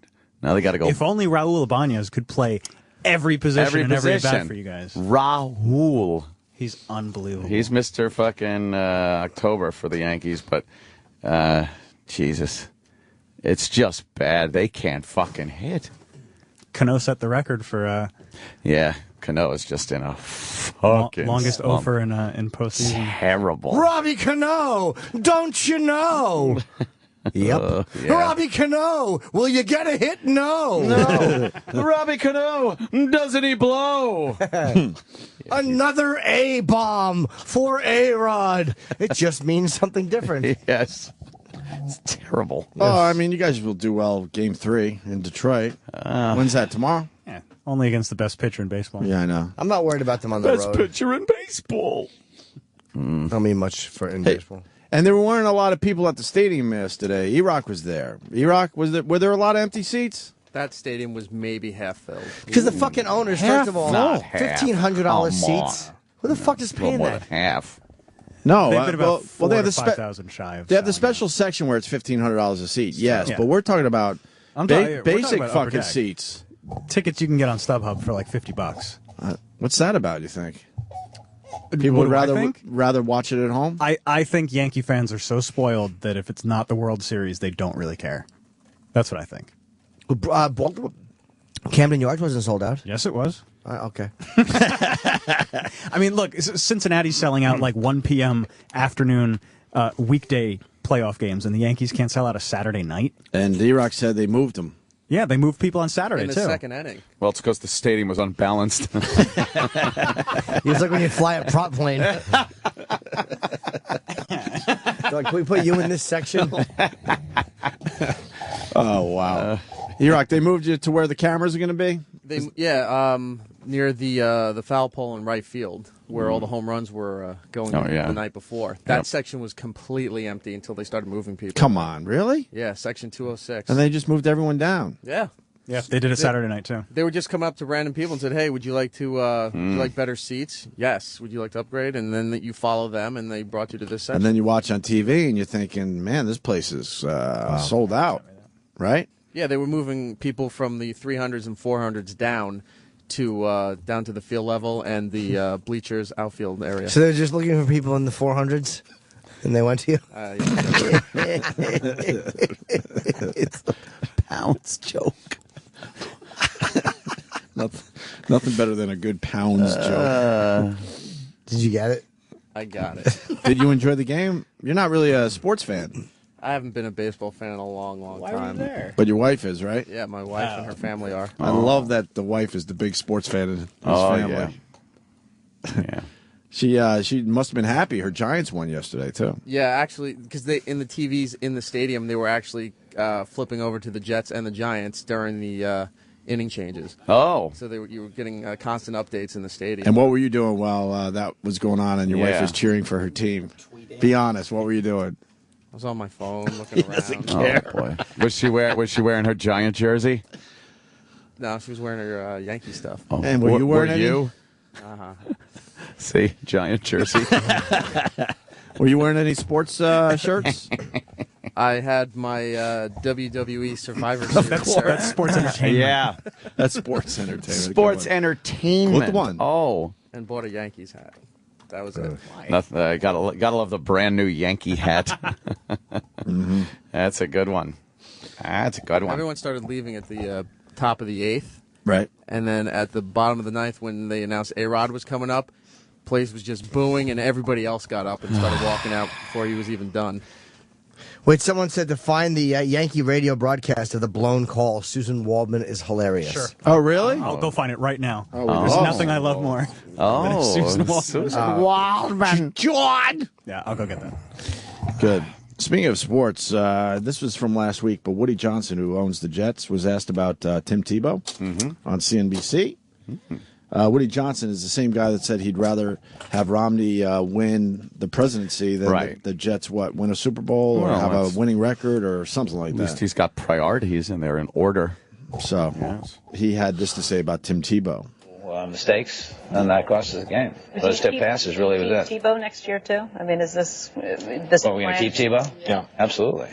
Yeah, he'll be with us for 3 years, and I think he's going to be a real valuable asset in terms of helping us win games. Do you know, is he still a virgin? What do you know? I don't really go into that. You don't know. Because I asked him. I mean, it's just inquiring minds want to know. Inquiring minds want to know. No, I don't know. We ask the tough questions here on Squawk ladies Box. in your makeup room really like. Becky, you're embarrassed. they're the same color as my dress?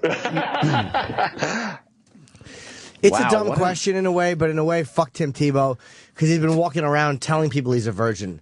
Has he? How else would they know? But has he, or is it just implied? Oh, I don't know. Are people like wondering? Well, he's so religious, and he's not married, right? Has he ever sat on a cock? And it's like, so that's just kind of a dumbass question. Yeah, it is. I don't know.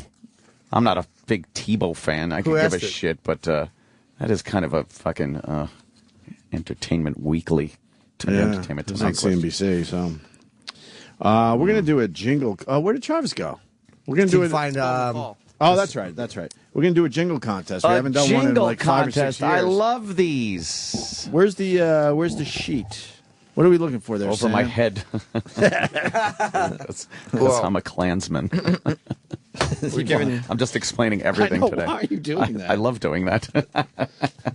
We're giving $2,000 to somebody. I bet you it's from Steven Singer. Yeah, G's. It is. God, he's our only sponsor after all these years. He loves us so much. Oh, we love Steven Singer as well. Steven Singer is trying to get money saved up to go to the Diamond Planet so he can chisel away some diamonds and bring them back to Steven Singer Jewelers. I got to get some jewelry, too. This would be a good spot to talk about something really fast. Like my wife, delivered a very healthy girl very recently. But at the end of her pregnancy, her fingers swelled up a little. Oh shit! And she went a little too far with. You're supposed to take your rings off, right? Oh. She didn't take her rings off. Oh man! And they were very expensive rings. That I had a tin snip off her own fucking finger. Oh no! I destroyed the engagement ring I gave her and the wedding band. Why? I had to get them off her finger. Why would they swell up? Did they swell up? And then when she tried to just move them off her finger, that caused all sorts of shit and made her fingers explode. Basically, Holy mother of Jesus! She waited too long to take them off. It's something like women have to do when they're pregnant. You got to take your rings off eventually. And she just kept them on, and went a little too long. I'm trying to find the picture. Oh, no. It just grows like if you see one of those trees that had wire wrapped around it for 20 years. It just grows around Wait till you see this. Yeah. Wait till you see this. Here, you can pass it on to Jimmy, too. And I swear to you, this picture doesn't do it justice, but you can still Holy see. fuck! It was like... Yeah, her finger was crazy. growing around the ring because then she panicked. We both panicked because we're like, we got to get this off, and then that was making it swell even more. Oh, so I had to get some fucking tin snips basically. Some whatchamacallit. It's oh boy. And I thought I thought I was gonna snip her skin, man. I'm like, really? I was this close to taking us to the local firehouse. I'm like, they'll figure it out. Oh, you got the little nibbler like a fucking. A wire cutter. Wire cutter, thank you. Yeah. So, yeah. I had to get it under the ring without touching her skin, and I go, look, I'm gonna squeeze this thing as hard as I can. There's a good chance I'm gonna fucking pinch you. She goes, we got to do this because her fingers were starting to turn purple too. Oh my god. Everything was cool, and she just decided, all right, it's time to take them off, but it was too late. So her working it made it even worse. And there was no way to put butter everything or was something? swelling. We tried everything. Oh wow. But then her fingers started turning bluish purple. So I'm like, look, I got to do this. So I went, as hard as I can, and thank God I didn't get her skin. But then I had to cut it twice to get it off. So look at the rings. They're they're a disaster. Yeah. Now what? I got to go to Steven Singer. He'll fix it. That's why I'm bringing this up, because we're talking about Steven Singer. Yeah. You ought to get ones that expand. They have special expanding rings. With you can open them. I don't want my wife to have rings that expand. Oh, okay. Jesus. I don't think she wants that either. Just tape the diamond to the top of her finger. Right. Little reverse Scotch tape. Tape diamonds. That would be pretty cheesy. Yeah, it would look nice though. But it was quite the scene. I really thought I was going to end up at the firehouse. Firehouse over the emergency room and something like that, right? Firehouse? They would laugh at me, but what they the fuck? laugh and then they bring out the jaws of life. But I mean, try to get off with that. But take you for a ride in the truck, give you a little fire hat. But in between fires, what? They're cooking the sauce and playing some cards, right? Not really doing much drinking. Actually, every firehouse has the best bar.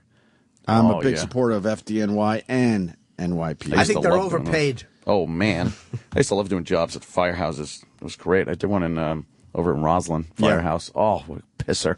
You just go in there, and it doesn't matter what time of the morning it is. They love drinking. Yeah. Yeah, have a beer. All right. All right, if you insist. Yeah. So we got a jingle contest, and of course, Steven Singer once again. Thank you, Steven Singer. If it wasn't for you, we couldn't do anything. That crack sales staff. Yes. Oh, this sales staff? I'm not bitching, but I'll tell you this much. They stink. No, you're bitching. They stink, except for one particular person. Oh. Mm-hmm. Right? Mm-hmm. Mm-hmm. Getting the nod. She's aight. Oh. I don't like her choice of fucking football teams, but she's aight. Or husbands. Jimmy couldn't wait to jump on that one. Yes. But the rest of them stink. I don't even know what they're doing. We've proven that we're a successful show, and they just can't sell this shit. But Steven Singer comes through every single time, and he's got $2,000. What are we looking for? A brand new jingle for the Opie and Anthony show? A jingle, a stinger, an intro, anything you want to do. Just a production piece, really. I mean, you could do a Opie and Anthony jingle. You could do an E-Rock Stinks song. Oh, yeah. Like, fool around with all the characters, please. All the new things that have happened over the past, what has it been, 5 years since we did the last one? 6 years. Wasn't that the one with Greg? A Tony Show, Greg. A Tony Show. Yep. Dr. Norton with sex advice, HIV. Yeah. Second. Well, I got a couple examples from the last time we did this. Oh, cool. Just memories. Just to show the people what we're looking for. The last time we did this, we had a blast. I hope it is as successful. It's time for Norton and Friends in the morning. Norton and Friends in the morning. Let's play Monster. Opie is a shit dick. Wow. Yeah, I got that.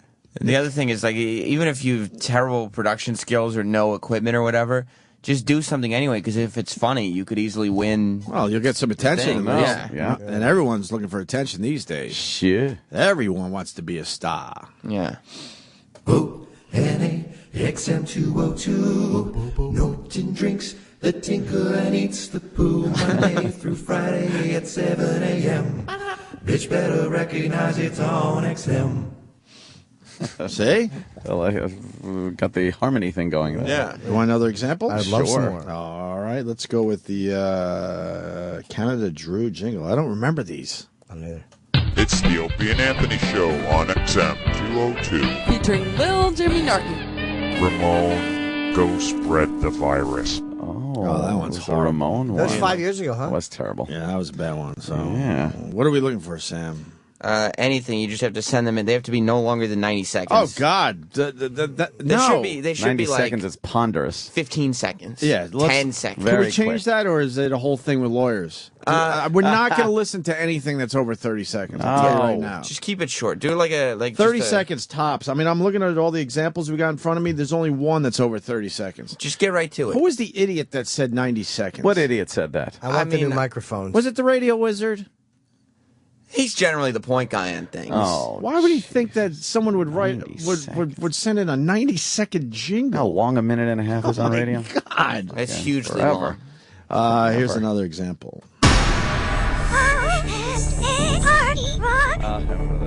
And give will point and bend big dog. That one scared me. Yeah. I remember being very frightened of that one. So entries must be no longer than 90 seconds, but trust me, make them a lot shorter than that. Yeah. I guarantee if we say 30 seconds, the lawyer's going to have a problem with this. So. Yeah, why are we playing the shitty ones from 5 years ago? Why aren't we playing the ones that I asked were D-Rock for the popular? disc of ones that were good. You have them in there. They're mixed. That's all we have from that. He wasn't going to make you a disc of good ones. He was didn't like, want "Look, to put the effort in. I got one Yeah. disc. It's got all of them on it, and that's the one you're getting. Like it should be the one like Greg and Tony Show, like the ones people remember. I don't even remember these ones. You mean this one? Greg and Tony Show, Greg and Tony Show, Greg and Tony got Dr. Norton with sex advice. Way no back, spread the hip, it's on XM. That was my favorite Spread one. the HIV. Spread the HIV. Jesus. That's The great. Greg and Tony Show. The Greg and See Tony it. Show. Entries must be emailed to opieanthony@SiriusXM.com. Let's do this immediately. We want to play fresh ones right away. MP3s, by the way. MP3s to opieanthony@SiriusXM.com. What's that? That futuristic stuff there? MP3? What, It's what are like, the kids doing all the MP3? It's like the Napster. Can I send a dad in if that's what I use? What about cassette? I Are you prefer, accepting cassette tapes? really prefer an MP3 We to the encourage email that you send address. in debts. Email A dat. Remember the opieanthony@SiriusXM.com MP3s. A digital audio It's tape. digital, but you know what? We just still only know how to put it on tape. I want their satellite shot down. So they can't talk about me. Fuck you, Howard.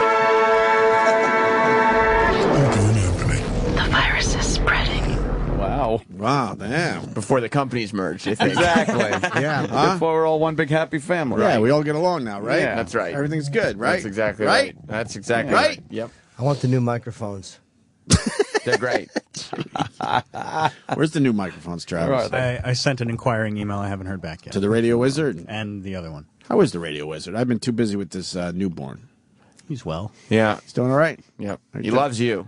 I get out of here immediately because I got a newborn. I don't get to deal with the Radio Wizard anymore. That's a shame. It is a shame. Did you get the call, Susan Waldman? Yeah.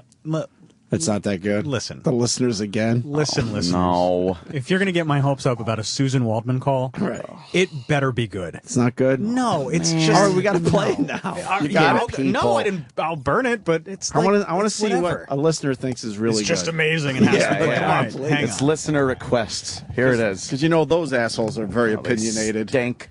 Here's one more, and then we'll move on.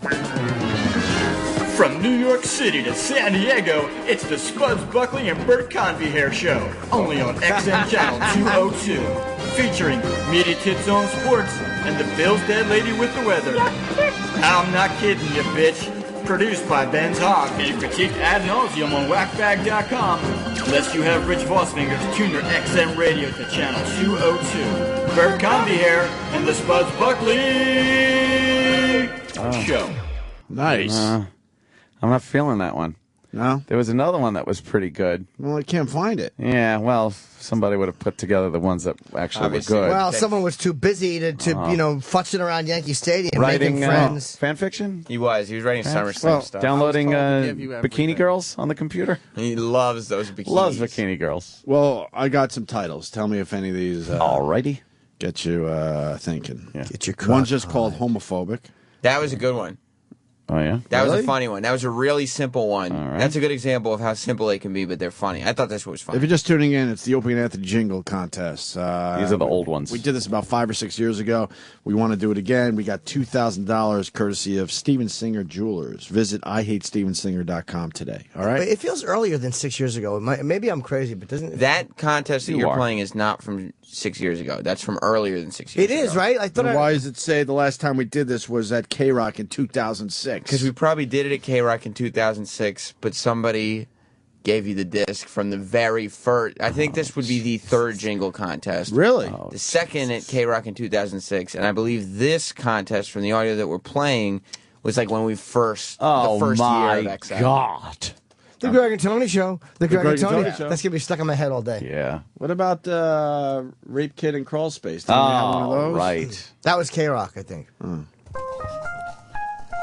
Homophobic, homophobic, This one. homophobic, the Opie and Anthony Show. Nothing's changed, huh?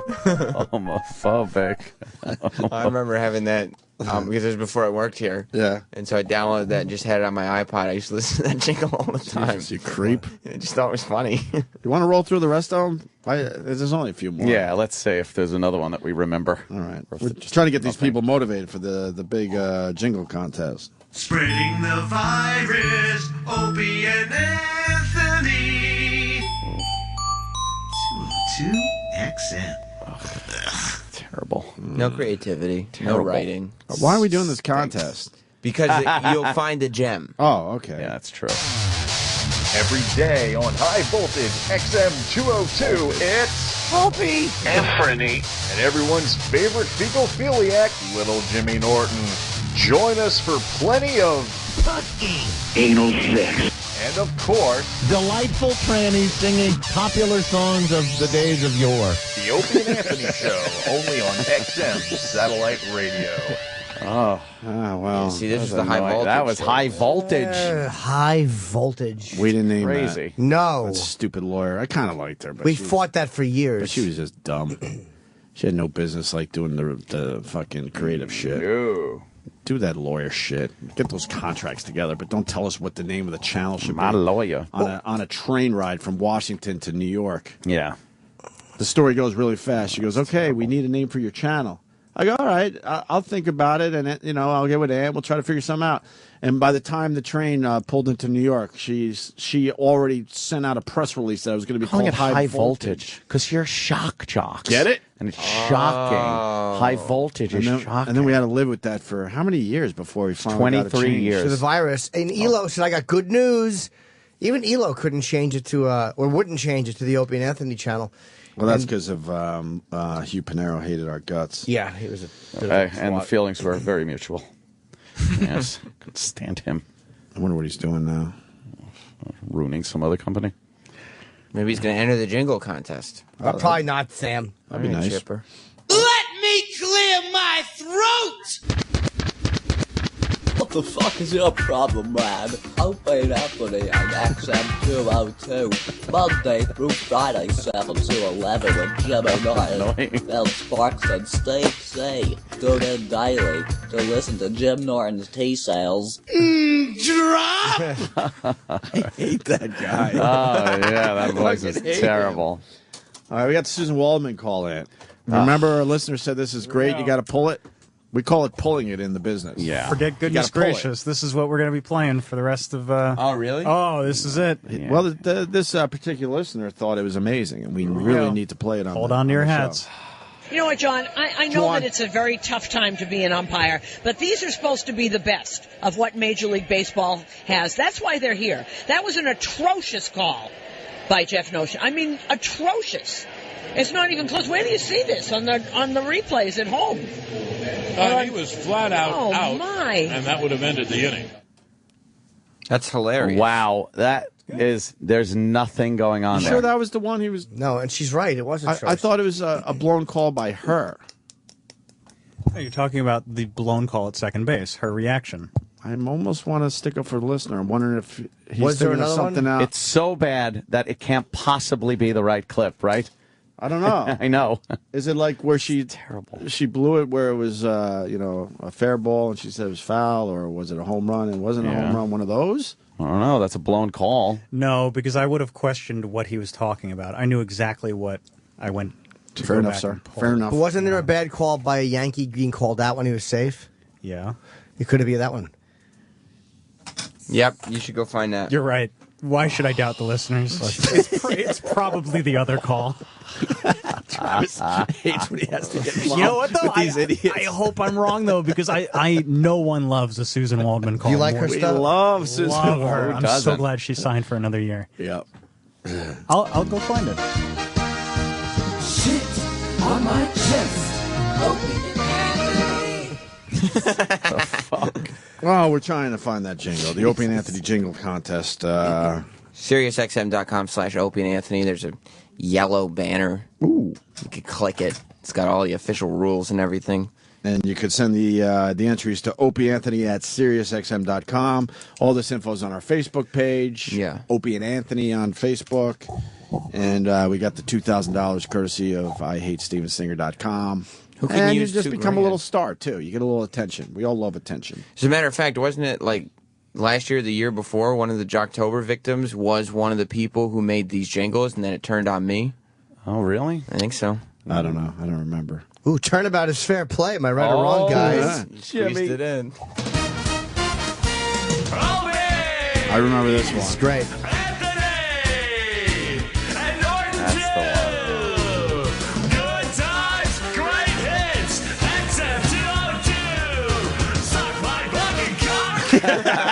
That was the Did that one. win? I think that was the winner. Had to. Suck my fucking cock. I love that one. All right, now I'm Yes. in. Now I want to do the jingle contest. Yeah. Because, see, some of the guys were good. Real Although good. I remember listening at home, voting for homophobic to win. Oh, really? Yeah, I love that Jesus.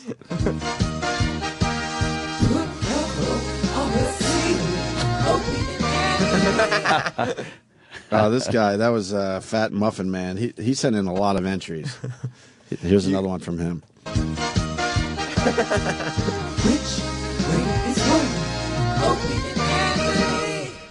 didn't even hear that. Yeah, Which I couldn't way even is understand what he north? said. Which way is north? Remember when we used to do the which way is north? Yeah. I guess theoretically you can make a whole bunch of them. Good enough. There you go. There's some examples to go with. So Opie and Anthony Jingle Contest. It's going to be a lot of fun. Yeah, Opie Anthony at SiriusXM.com. Opie Anthony. Yeah. No and in there. All right, $2,000 up for grabs. Whoa. 2 G's, huh? Too large. Jocktober next? Okay. Yeah, let's do that. What is Jimmy doing? I was just thinking of, I'm very tired today. I was thinking of Helen Bergeron. You just caught me thinking of Helen. Helen. Yeah. What's she got going on? Nothing. I was just thinking of a jingle that she could sing, but I can't think of anything. Don't be afraid to make up some jingles for some of Jim's characters. Of course. Some Doom and Gloom for Club Soda Kenny. Yes, all that shit. Yeah, Chip. Fucking. Maybe a Troy Kwan dance mix or something. Yes. Oh, man. I like listening to the radio. The radio. The radio. I like listening to the radio all the livelong day. Take us out, you no-talent piece of fat garbage.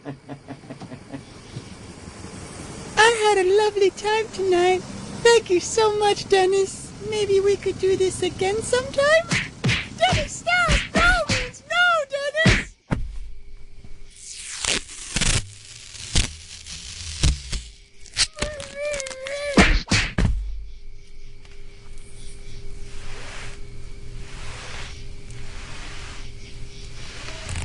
Rape Kit and Crawl Space. Mornings. Opie and Anthony. This is the Opie and Anthony Show. Sirius XM. Hey, you can win $2,000 by doing our jobs for us. We're looking for the best original piece of audio production from you, the Opie and Anthony listener. It can be a jingle, promo, bit, whatever. If yours is the best, we'll give you the cash. And then attempt to take credit for your work. The Opie and Anthony Show Jingle Contest. No purchase necessary. Entry deadline is noon Eastern, November 9th. For complete details, eligibility restrictions, and how to enter, see official rules at SiriusXM.com/Opie and Anthony. The $2,000 grand prize is provided by Steven Singer Jewelers. Visit IHateStevenSinger.com today. Sirius XM. The Opie and Anthony Show.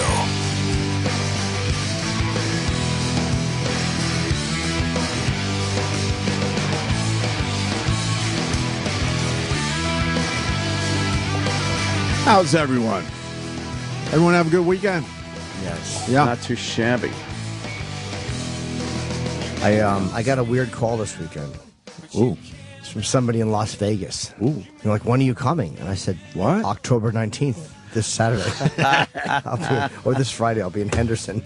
I didn't see that coming. In Club Madrid. Where's Henderson? Right outside of Vegas. I love the club. Is that the first town you hit on the way from L.A. where they allow gambling? Oh, I don't know. You ever drive through that? Kenny knows. Kenny knows Vegas. Do you know what I'm talking about, though? All of a sudden, you're in the middle of the desert, and then, boom, gambling could start right here, and they got a casino. No, this is southeast. Oh. What's the town I'm thinking of? It's the weirdest thing, because then a tiny little, I don't know, it's a little town. Yeah. But you could start your gambling there before you get to Vegas. Ooh.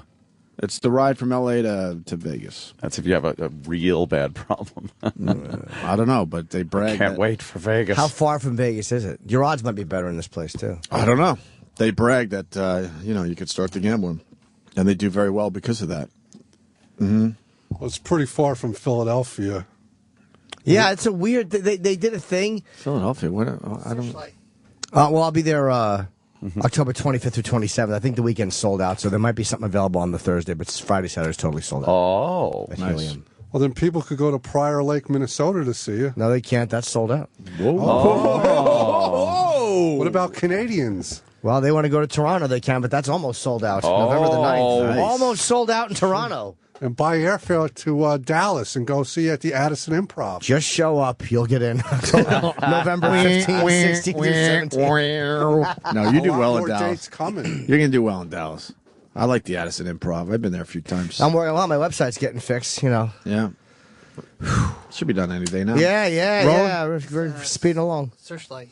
It's called Searchlight? Yeah, that little small town is like... Yeah, it's the weirdest thing. You're driving from L.A. to Vegas, and all of a sudden it's called Searchlight. Okay, it pops up in the desert. It's a tiny little place where you can start gambling. Yeah, then if... They have like one hotel or something? I don't know. It's a motel, yeah. It's a motel? Yeah. Is that what I'm thinking of? Bad things happen there? I guess so. Yeah, look at this, Ant. It's a little shithole of a Yeah, town. Wow. But that's where the gambling starts. And they have one. Fuck Vegas, where you can go to Searchlight. They have 2 sheriffs there that just nail people left and right. Doing what, speeding? Yeah, and you have to pay your ticket before you leave. What happens if you don't? Yeah, come back. They'll get you. You're in a heap of trouble, boy. In a heap of trouble. Yeah. If you're being a speedy Skippy. How was Comic-Con, Roland? I heard you were a star. It was weird. But I enjoyed it, though. You can scream things and people react. Sam, jeez. Could you explain? Well, I mean, Roland just because it was his first Comic-Con. Yeah. And it was sensory overload for him because he's a child. He's like a giant man-child. Right. Yeah. And like he was just going from bit to bit that he was just doing for his own amusement. Like he was running up to people in costumes and yelling at them in their character and just seeing how long he could get them to act out the part, even though he wasn't taking any pictures. Uh-huh. Like he would just yell at like the Tusken Raider from Star Wars. I saw that. And he'd put his arms up in the air. Yeah. And he just started yelling, "Get mad, get mad." And the guy would put his stick up and then he'd put it down. And then Roland would still be in front of him going, "Get mad, get mad." You're crazy. And so the guy's like sitting there for 10 minutes, exhausted of doing this character.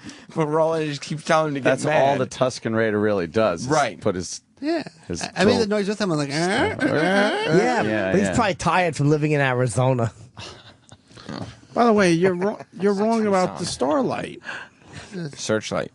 Or Searchlight, sorry. Searchlight. Everyone's saying it's called something else. Oh. Primm, Nevada? Oh, no, that's different. That's not though. proper. No, but this is on the way to Vegas, so. Hey, yo, Steve. Yes. It's called Primm, Nevada? It's called Primm, P-R-I-M-M. Yeah, that's what I'm thinking, because I remember seeing a hotel. Oh, no, it's a motel. Is that big? That's on the way from L.A. to Vegas, right? A roller coaster. That main stupid highway, I forget the name of it. I-15. I-15, and this thing pops out in the middle of nowhere, and that's where you could officially start your gambling. Exactly. Yeah, that's what I'm thinking. Yeah, Ron. there's Searchlight, too, if you go the other way. You go to Searchlight. So, screw you, assholes. Oh, man. Where's the other way? Where's the other way? Searchlight, if you go through, like, Laughlin, Nevada, then you go through Searchlight.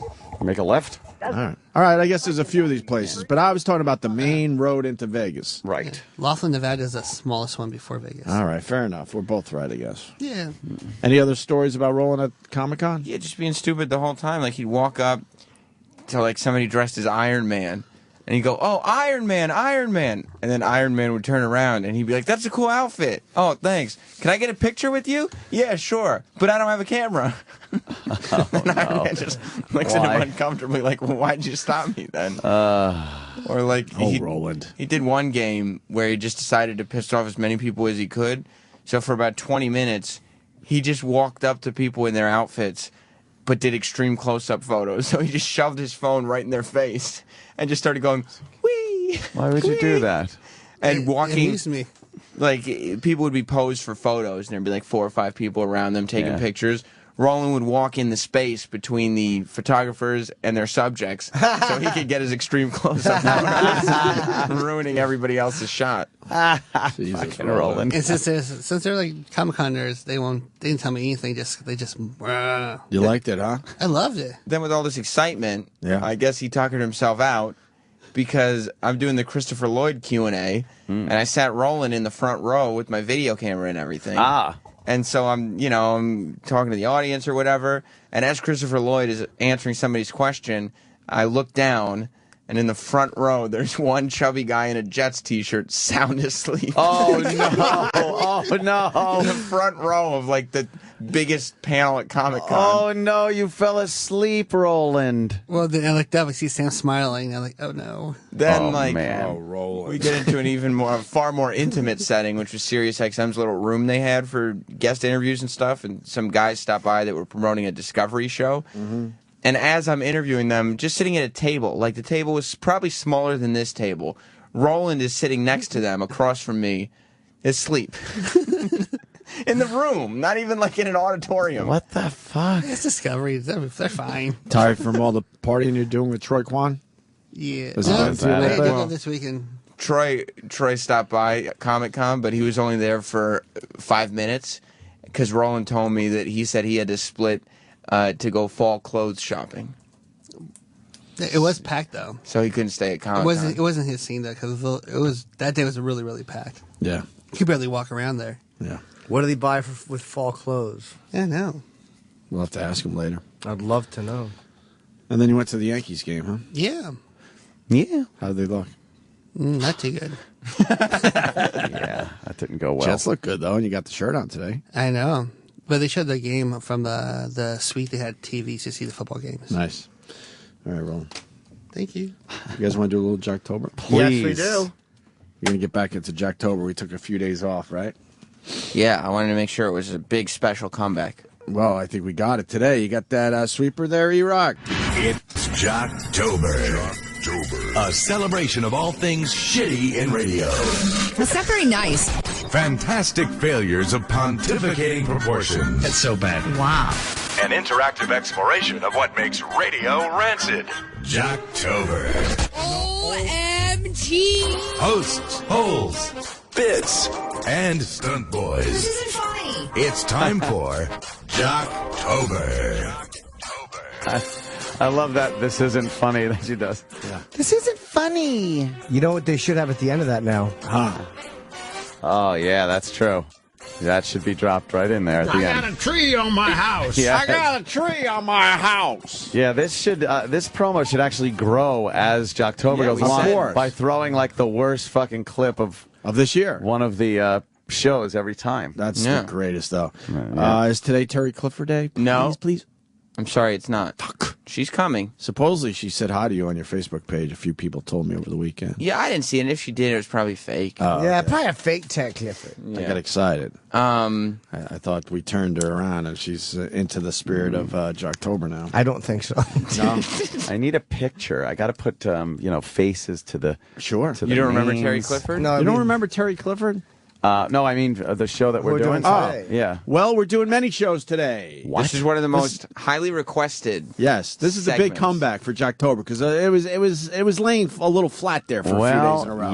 Yeah. We are doing Dish Nation, ladies and gentlemen. Yes, the television show Dish Nation. Dish Nation. You guys, was my theory. I'm thinking behind this.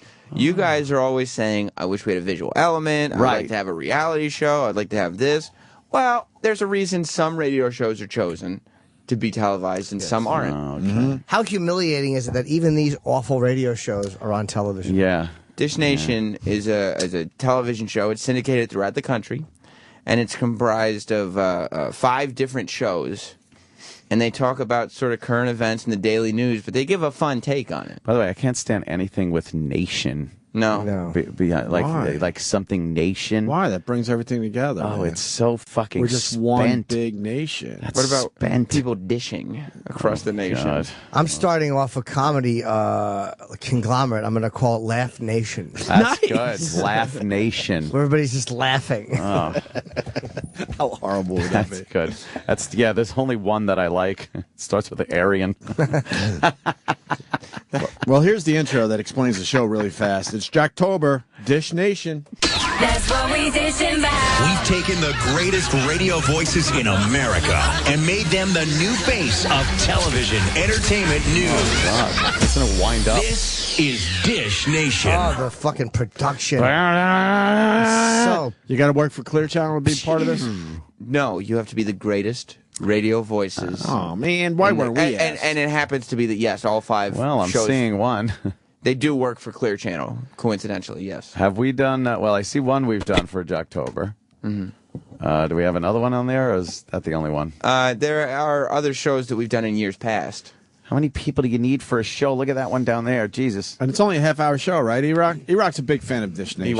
He's got to make believe now because he works for us that he hates it. E-Rock's a student of radio. Yes, he is. E-Rock, what can you tell us about this Dish Nation? It's a piece of shit. Oh, And, yeah, right. Whoa, what makes it a piece of shit? Because it's E-Rock likes anything on a dish. Thought it was a pancake show. Did he piss you off over the weekend? Because you're going hard after. No, I love E-Rock. Oh, okay. Great. it's different than usual. Bigger than usual. A little more than usual, right, E-Rock? Is it? I think it's about there. About the same. Yeah, par for the second or third course. Well, it's a national show, though, so they get their best radio personalities, and they throw cameras in the studio, and and they bring the funny. See, don't say that they throw cameras in the studio as if they're not recording breaks specifically for the TV show. Oh, really? Yeah, none of this is. They just put from their radio headphones on. So what do? They find a topic that's really hot. Yep. And then they have all these shows, I would assume, comment on it, and then they edit it together to make it almost look like something good. Yep. Well, look like something great is what they do. Yeah. Oh. Right. So guess what? We start with Scott and Todd. Oh, good. Scott and Todd. There's a tree on my house. Yeah. Every other show on this thing looks like they're doing their radio show, except Scott and Todd, they have fake pull-ups behind them, and they're all the equipment is moved out of the way, and they're looking right at the camera. Oh, no. So they don't even want it to look like they're on the air. Yeah. Well, they don't have like they used to have a little fat Nagel kid that would run around and help them out with stuff. where's that Nagel kid? Where's that little fat kid that used to run around here and eat my donuts? We're not I got a Nagel. tree on my house. When Nagel kid sits around the house, he sits around the house. Yeah, he'd always hitting buttons. Sounds like Larry Flint. Yeah, It's horrible. It really is. Scott and Todd, well, they talk about some puppies on Kathy Lee and Hoda. Oh. Yeah, Kathy Lee and Hoda had like puppies on their show, and I guess Kathy Lee dropped one. Oh, jeez. And Good. I guess it was a story that everybody was talking about because we had to make sure. Why weren't we talking about it, Sam? Because the puppy just Why? fell and then walked away, and it was. What's more embarrassing for Kathy Lee, dropping a puppy on the floor, or her husband GIF in a hotel room trying to get anal sex from a fucking prostitute? What's more embarrassing? Oh, I'm going to have to think about that one for a while. I'll have She's an still answer married to for him? you. Yeah. Oh, yeah. You know what would be great? She's a mess, too, on TV. The show Dish Nation was like Scott and Todd. They're like, Kathy Lee dropped a puppy. And then Blaine and Allison goes, I can't believe they dropped a puppy. And then it goes to Anthony going, what's more embarrassing? What's more embarrassing? Yeah. Just a horrid, like, No wonder she drinks wine on her TV show. Well, and then Todd writes a song. 1, 2, 3. I dropped a puppy. Stinks. Embarrassed like my hubby. Likes to put it in her hole where comes out the doodie. Right, got it. Look, guys, we're just jealous because we're not on Dish Nation. It's a national show, That's you know. true. Camera goes to Ant, and he's making breast cancer jokes. Oh, yeah. Is no. that why we're not on Took the Dish fun Nation? It's not a joking matter. Sam, what do we have to do to get on Dish Nation? Yeah. It should be one of our goals. I think you have to. Honestly, I don't want to offend you guys, but just improve as jocks. yeah. You know, kind of bring Fair your enough. talent level up. Fair enough. aspire to Sometimes the truth hurts. Yeah, I like a lot of these shows. Fair enough. Did we try to get Pete Townsend? Is he not doing radio? He's not coming up. I here hear at that. all. MSNBC. I can't look at it without thinking I pedophile now. I read a really long article on this book, and people saying this book is just so-so. Oh, yeah? Yeah. Well, anyone that's not plugging a book on radio is a dummy. Yeah. Let's... They couldn't put it into words. Why did he get out of the shadow? You know, there's that great line in A Hard Day's Night where the... whatever. Oh, boy. All right, here's this. I'd rather do Dish Nation for Jocktober with Scott and Todd, because we got to hurry along because we have the nicest man in the world coming in town. I'm already here, Opie. You were the runner-up. You know that. Yes, I was. Henry Winkler is coming in today. He's just nice. Let's make him like not nice today. Try to get the villainous side of him. You know it's in there somewhere if you poke hard enough. Be funny if it didn't take much. Oh, man. You're like, yeah, my friend's a Jew. And they run Hollywood. All right, Jocktober, Dish Nation, Scott and Todd. You know the last hour of that Today Show, the drunk hour? Yeah. Well, they had another episode. I don't think they officially call it the drunk hour. Well, they should, because that's what it... You know, he really edited a lot there, Sam. You think so? Yeah, Where's the video? Man. Of the show? No, I didn't get. They don't post their full episodes. Oh. But do you understand what Scott added there? What? Do you understand? They both sound the same kind of now. Wow. Todd was saying it's the drunk hour, and Scott said, I don't think they really call it the drunk hour. Yeah. Well, he's right. He added a lot. He added a lot there. And it's important because some people would say, oh, the drunk hour. But thanks to Scott, they go, Oh, it's not actually called that. That's right. Oh, let's do that again. Episode. I don't think they officially call it the drunk hour. Well, they should, because that's what it is. Happy hour, I think they call it happy hour. It's the drunkest hour on television. And I'm counting Jersey Shore, too. Boo, boo, boo. Anyway, they had puppies on the other day. Now, this spells disaster. Whenever there's Kathy Lee and Hoda and alcohol and puppy, you know it's a recipe for disaster. I'm going to get you both. Puppy needs a bathy. I'm going to get you.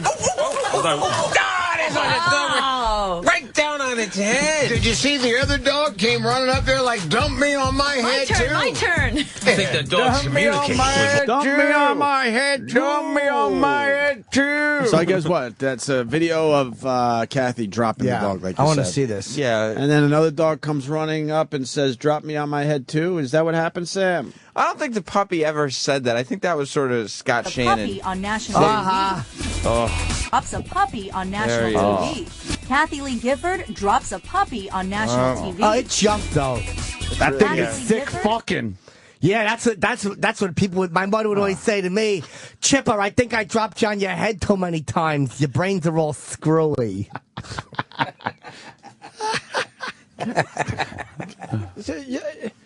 These entertainment shows, So is it? they just suck a dick. She didn't drop the puppy and they're making a big deal out of it. It's doesn't- one of those things where you try to pick up a puppy and it's like, fuck you, I don't want to be held right it now. jumped out of and her it kind of hands jumps a out of her little. hands. What are they talking about? And it hit like, I'm going to get you.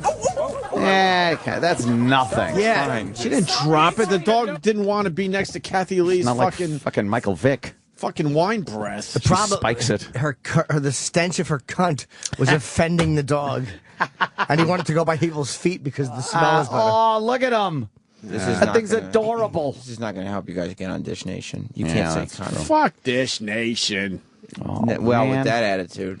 Dog came running up there like, dump me on my head, too. My turn. I think the dogs communicate with one another on the show. Listen, if she drops you, that'll be great for all of us. So let her drop you first, and then I'll get adopted. It's like the Cider House rules. Remember when they drove the car up there and all the little kids were, adopt me, take me. That's what the dogs are doing. What happened there? Wow. The music's good in the background. It's not distracting at all. Well, that's so they Holy can go to the shit. next stupid radio show. And I it's bet. just to keep it moving, you know? And then they have the little needle scratch, which is just great. Yeah. It's still so topical and funny. The needle scratch when you stop something. Well, people still use turntables all the time. Yeah. Yeah. Was that really the end of the... Why is Obama delivering pizzas? That's not what he does! Boy. Wait, he's delivering pizzas? That's hopefully really after nice. November. Or, well, just He's really- December. Yeah, he delivered a whole bunch of For pizzas. what reason? Good. Just to be Well, a good 'cause guy. people are broke because they're out of work. And, You know what? That's a nice thing to do. My vote, Obama. Wow. man. I'd love Fuck, to. fuck Romney. Romney's not Although, delivering pizzas. Yeah, but pizza's not a nutritious thing. Like, you need something with substance if Yeah, you're what going to does have his a meal. what does his Budinsky wife have to say about that? Right, it's not good for you. That's a little flip-floppy, actually. No, I'm going to hold strong, man. I like pizza, so that means my vote goes to Obama. You heard it here first. Okay. That's my vote this time around. Dish Nation for Jocktober, and then we move on to the Ricky Smiley Show. Yeah. That's got smile right in the name. What's the Ricky Smiley Got Show? to be good. I think that's Atlanta. What does he look like? Let me see if I know. Sounds like a black. That's a black guy. Let me see if I Isn't know. it? this guy. Oh, it is a black I don't know guy. this guy. Look at him. He's wearing a No little hoodie clue. there. Very threatening. But he's lucky enough to be on Dish Nation, and we're not, so Well, it's not a matter good of for luck. him. It's a matter of skill. Talent. Talent. Yeah. What is this? A radio show or I think he's got a... what is that? Because it's so very visual. It looks like it's on a sitcom. Is he like a sitcom guy with a Ricky radio Smiley show? show. Oh, TV1, where Black Life unfolds. So you have not checked that channel out yet. I don't think I subscribe to TV1 where Black Life unfolds. That's good. Is that the Cleveland Bus TV station? Yeah. Yeah, it's all fucking security cam footage. Yeah. Everything's in fucking portrait mode. Well, let's listen to the Ricky Smiley Show as we do Jocktober today, featuring this dumb TV show called Dish Nation that features a bunch of radio shows. I hope that makes Hope sense. the music is still there. Hi. My name is... Oh, you know what? Whoa. I forgot. What makes this show special? Yeah. They all have to comment on the dog clip. Yeah. Of course. This is more about the dog clip. Okay. I apologize, Aunt. All right, now I get it. So they're now going to do their version of the Kathy Lee dog clip. Okay. Hi. is Fred. Who names a dog Fred? And I'm a puppy dog. What happened? Kathy Lee dropped me on my little bitty head. On the Today Show. So you got your ears bandaged up? Is that what? My fault for attending the show on Thirsty Thursdays. Because they get lit on Thursdays. Don't drink and hold a dog at the same damn time. Oh, wow. This Do you is and your representatives so plan bad. on suing? Absolutely not. Here's why. I'm 3 months old. You sure do talk well to be 3 months. Not only am I cute and a TV star now, but I'm also up for adoption. Holy fuck! It just makes you mad. That's man. really good. That's what I was thinking, Chip. Fucking That was hilarious. embarrassing. What were like they bad. doing? Well, the guy I don't had get cups on his head like dog ears. Right. I want to see the videos. I know. Why can't we watch them? They don't put not them on the- online, they're on man. They television. want you to watch it. Well, there's got to be a Jimmy. place online to get them. Oh, There's gotta Brandy be. right there. Yo, Brandy, what up? Brandy. Yo, Brandy in the house. She's pretty. You get a picture with Brandy? No. That's a big one. You should go get that. She was I'm being Moesha. serious. I know. That's Where is she? Moesha. I got some weird fans. And she loves God and stuff. Oh, they got weird fans? Yeah. You don't want the Moesha? I don't know where she is. She just started just to walk went that away. way. Go with. Look at Jimmy. Oh, that's I'm Moesha. serious. It is a big one, and I know you like your celebrity photos. Fuck it. She gone? Jimmy, are you all right? Out there. Oh, Kenny. God. I think we need to take Jimmy's temperature. You all right? Is she leaving? Oh, Kenny said no. Oh, All right. Well, she was leaving Sway. what's this? What's up? Just going to another interview. All right, let's see if I can get a picture if I'm allowed to.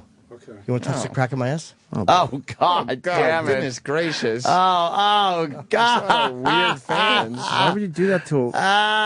No. Why would you do that to a woman? Why wouldn't you is the question. On the Dish Nation Facebook page, there's an animated GIF of a woman getting shat upon. Oh, is he dropping logs? Yeah, that guy has a great fucking bunch of doo-doos. Looks like insects. Oh, that's terrible. What do their fans do? He's dropping, that's on the he's Dish dropping Nation mice. page. He's dropping mice. It does look like Looks like Gary mice. Oldman when he ran out of the room as Dracula. What the fuck's wrong with Dish Nation that they would allow that on their Facebook page? Oh, no. On their Facebook page. Why did Dewey Make Love write Good Morning, Cunt? Oh. There's a shit video on my Facebook page. There's a log on my head. I understand why this is. What? What's strange. up? Oh. What's Well, up? Somebody on their Facebook just wrote, Eric Nagel is your biggest fan, but he sent us here to trash you guys. Oh, Eric, man. Why would you do that? That makes sense. Good morning, Terrible. cunts. Okay, faggots, your turn. Gary Sinise, this is my fat wife, Susan. Gary Sinise, cold. I don't like being roped into this. No. Fat wife. Wow. Yeah, she laid on top of me and she bent my middle leg first. Wow, that's titanium, I think. Yeah. Stuff they use on a space jump. No, it's space shuttle. There's probably some involved in that, too. Titanium. Titanium. Jeez. Oh. Here's a picture of Travis. Why is Travis in little purple bikinis bottoms? It says, Travis Teft loves Lady Gaga, but he hates your radio show. And there is on Travis's bare chest. Yes. Painted on I Heart Gaga. And he's flipping the bird, though, walking down the street. His big nipples. Looks like the gay parade. I guess this is when Travis marched in the Pride Parade. Right, yeah. No, I think that was just the Columbus Day parade. Oh. No. He shaved all his body hair, I guess? Yeah. He tends to do that. Twinkish. And you can almost see his bag. Parades. Yeah. I don't really understand what the Rick Smiley show was doing there, Sam. Just having a little The fun Ricky with the story. Smiley show. It was So that was the puppy talking, I guess. terrible. Yeah, somebody was playing the part of the puppy. Dish Nation, we're featuring them on Jocktober. We move on to the next clip, which is another radio show. Right. This is a variety pack today. Got a variety pack of radio shows. It's the Blaine and Allison show. Yes. Blaine and Allison. Where are they from? Now, is Blaine the guy that used to work on PLJ there, E-Rock? No, different Blaine. Different Blaine. This is Blaine Fowler. And Allison Martinek. Those have to be made up for showbiz names. We've done Blaine and Allison before. They're Detroit's finest radio program. Are they the best show up there? They're the best program in Detroit, yeah. What 'Cause kind otherwise, of station they work on? 96.3 WDVD. DVD. They replaced Rocky and the other Blaine. Where's Rocky Allen? Retired. He's got all medical problems and stuff. What's wrong with him? He's Is obesity catching up with him? He's a big guy. Yeah. His legs were hurting. He's a good man. I used to talk to Rocky. Did he have a good radio show, or was he hacky? I mean, they were was top all right. show in the afternoon until when they came back to. that was the show we took out. Wait, but they were big before that, and they left and came back. They were huge. Right? Yeah, they were big in the '80s. ABC didn't know what to do with them. They put them on mornings, and Rocky's a talented guy. Blaine's talented too. It wasn't my cup of tea, as they say, but they did well and they found their audience. But didn't they leave New York and come back? Huh? They were from Detroit, came to New York, went back to Detroit, came back to New York, and then they're retired. Well, they knocked them off when they came back to New York. Yeah. I knew Rocky when he was doing mornings in Buffalo, New York. Oh. And he would go to the spaghetti warehouse and get the corner table, and he was like a fucking mafia boss. People were like, holy fuck, there he is. He was big time back then. It was the Rocky Allen Showgram. Yep. The Showgram. It was like program, but it said show. Oh, God, I forgot about that. That was the show we took out when we first moved to New York, and that was a big accomplishment. When you took Huge them out, accomplishment. was it the first Rocky Allen time here? Yeah. Or the second? Oh, yeah. It was the first time when they were in afternoons, yeah. And they had no competition. They were kicking ass, and we came in and changed things. Yeah. So this is not that Blaine. It's Blaine and Allison in Detroit. They talk about Dina on this Dish Nation show. Yeah, Dina from the Jersey Shore. I watched the Jersey Shore over the weekend. Yep. Can we do a little side thing here? Absolutely. It's embarrassing to watch, and I know we know those guys. It seems like a parody now. Mm-hmm. It's awful, and they're doing 2-hour episodes because I think they just want to get it Exactly done. what they're doing. They're putting two episodes in a row back to back. It's horrendous because you got Mike the Situation who just got out of rehab, so he's not partying. Then you got Snooki living in another house pregnant. It's horrendous.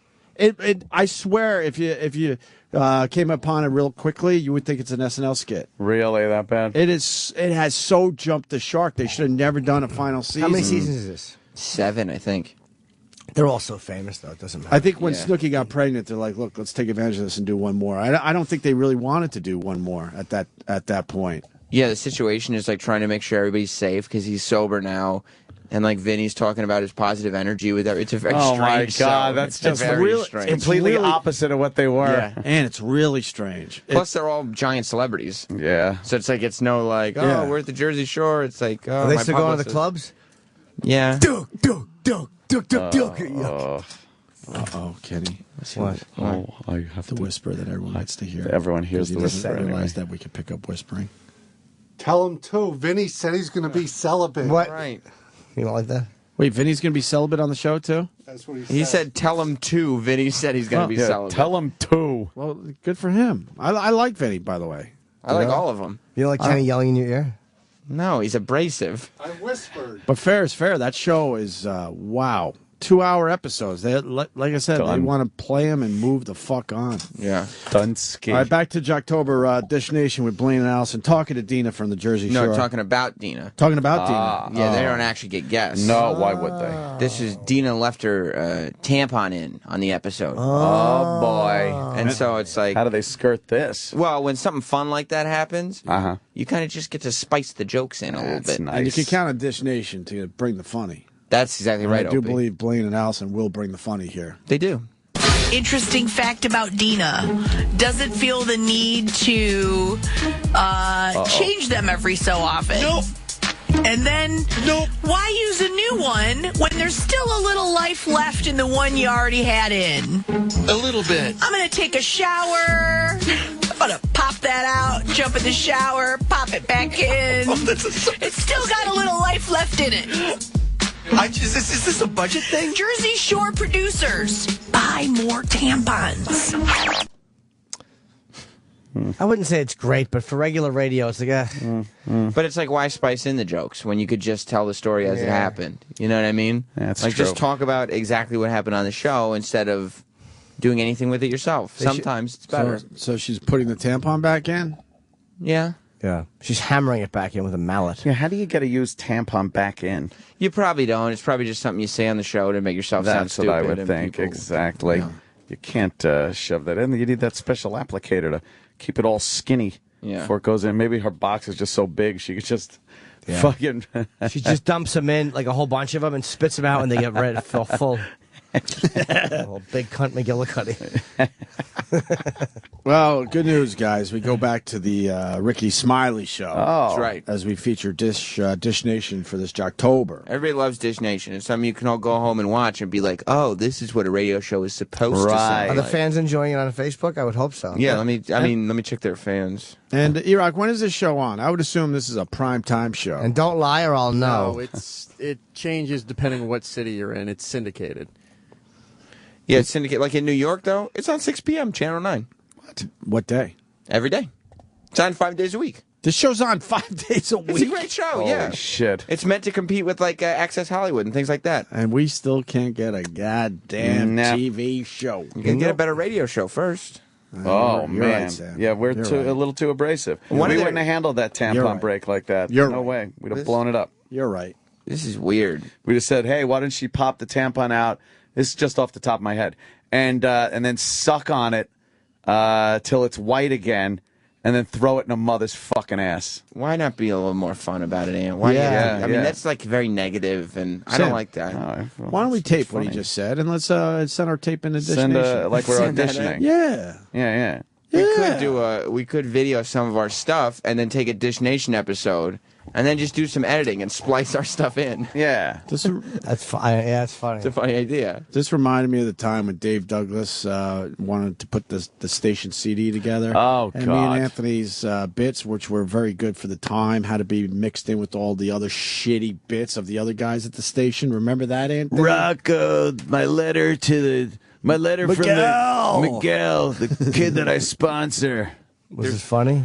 Can we play the Miguel letter? Dear Rocco, I'm here and Can we play this? Do you have that, E-Rock?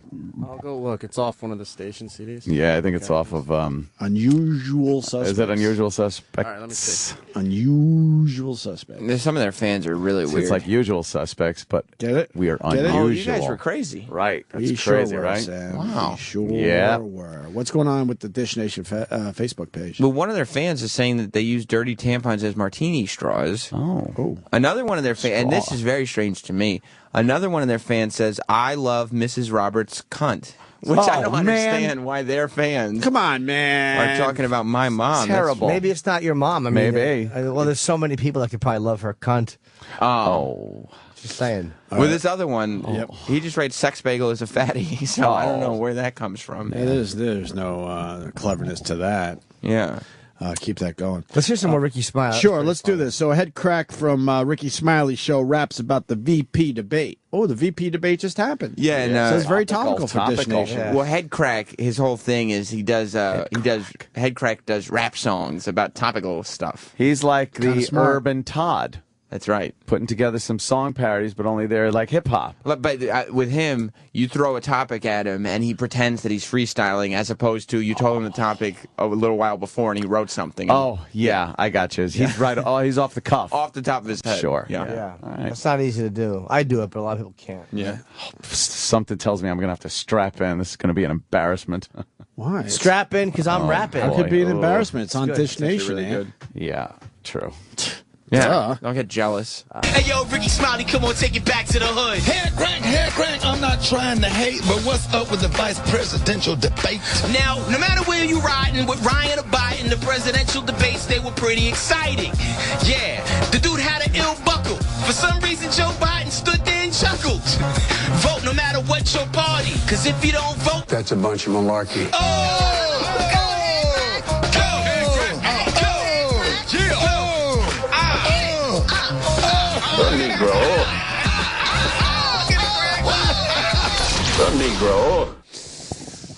That's not bad, Sam. We liked it. I kind of like that. The malarkey part? Yeah. And it's just freestyling, you know? That was so bad. Why, man? They were freestyling. You should have seen this Malarkey. Head buckle. crack was freestyle. And for some reason, Joe Biden kept on chuckle. Was there a buckle? But they were sitting down, so how could you see the buckle? Yeah, I didn't notice. It's hard to see buckles if everyone's sitting down. I didn't notice Paul Ryan's buckle. What was he laughing at? I can't figure. He said, "Hey Joe, you were." Yeah, I don't know what to. Yeah, we got to come up with a rhyme for I was that. just thinking of I like the one of first those. part. I was going to say trigger. It's just too bad we can't come up with a rhyme. Trigger. Bigger, probably. Yeah. Go something with like bigger, that. maybe? Sure. Yeah, your budget is bigger. Dish Nation being featured on Jocktober. Good news, ladies and gentlemen. We go back to Scott and Ty. Wow. Wow, there's a scalpel on my face. Scott and Todd talk about a hair produce. What? A hair product. Oh, it says produce. Hair product George Clooney is on the box for. The greatest radio voices in America, Scott and Todd. As advertised at the beginning of the show. Oh, that's right. Right. So there's like I mean, they don't mention it in the clip, but I guess it's an international hair dyeing and hair regrowth thing. And Sam, I'm going to give you a suggestion for the rest of Jocktober. This year, Jocktober, a little weird. We're all feeling it. Yeah. You come back with some Scott and Todd clips peppered in. For here every and there. show. Well, just here and there. Yeah. Keeps people interested. We're supposed to be monitoring Scott and Todd every day. Oh, good. Good news. Now, if you're a guy who worries about your hair, there is a product for you. It's online. It's called Subaru, and supposedly George Clooney uses it. No, I don't think that's true. What they're saying in their ads. They're not really saying it, but they want you to think it. He's pictured on the box, on the label. And there's a nurturing shampoo that makes your hair grow. Well. Perfect for people who are follically challenged. And want to be like George Clooney. Yeah. They've got a picture of George Clooney with white hair. Yeah. And then a picture of George Clooney with dark hair. Then they got a picture of George Clooney with no hair and a George Clooney with a lot of hair. Pretty soon they're going to have a picture of George Clooney suing their ass off. That's the fucking punchline? That's the punchline. They suck. That's fantastic. Wait, what was the stuff. punchline? I really tapped out. Pretty soon. Yeah. Was it? Wait, can I? Oh, they got a picture of George Clooney with hair, without hair. They got a picture of George Clooney with gray hair. They got a picture of George Clooney with dark hair. Well, they're going to have a picture of George Clooney suing him. Also, Scott thinks that this is his big break too, because he's like completely animated when he's on camera, and he thought his perfect for the person who's follically challenged. Yeah. You could tell he thought that was going to get the big. That's a big one. That's the big laugh. Follically challenged. That's the political correct way to say bald guy. And the girl's laughing. Funny. She thought Funny it was stuff. funny. Wait, There's no video of this? Not of this segment. Can't we get it online somewhere? Why? That's where I checked now. How about we just tape it and bring it in so we can take a look at this? I mean, if we're going to be on this show, we got to know what it's all about. Do a little homework. Yeah, man. I think we're as good as those guys. Hopefully. Nah, you got a little more practice to do, kid. Dish Nation. Yeah, and you're not doing enough dishing on the show anay. Yeah, we don't really dish. Oh, is that why dish? Yeah, you're dishing. They're dishing on topics. Yeah, you got to dish. I thought it was Scott sounds like what I believe Fez would sound like if he talked. Oh no. Like if Fez actually talked, I think he would sound a lot like Scott. What's wrong, Sam? Scott Shannon's a huge fucking radio star. I can't tell. What's the most insulting part about that statement? Yeah, it does cover a few bases. What? What happened? Me and Fez are good. I said hi to him the other day. How could you be? If somebody said that about me, yeah, I would be offended. So would Scott Shannon. All right, one more for Jocktober as we feature Dish Nation. It's a guy named Kid Craddock. I know this Kid Craddock. Oh, he's on this? Yeah, he started out in Dallas, I believe, and they syndicated this guy all over the fucking place. He's killing it. He's the Dallas representative. I do believe we share an agent. He's great, Kid Craddock. He is, huh? Really good. It's a lot of money. Well, it's good that his agent then could get him on Dish Nation. Son of a bitch. Now I'm just mad. You're right, Sam. He's got a good agent. He must have a great agent. Who is that? Yeah. Oh, that's right. Same guy. Yeah. Oh. I bet he makes a lot of moolah. Ah, a lot of claims. Guys, you want to be on Dish Nation? I don't know. I don't know, guys. You know, you had that offer from Claire John. You didn't take it seriously, so I don't even know if I could call them for you. Guys, the Remember, you're material. supposed to do mornings after Q104, and you laughed in their face. Oh, guys. Material you do, it's not conducive to Dish Nation. I'm not even sure if it's conducive to radio. I don't know. Oh, Jesus, God help me.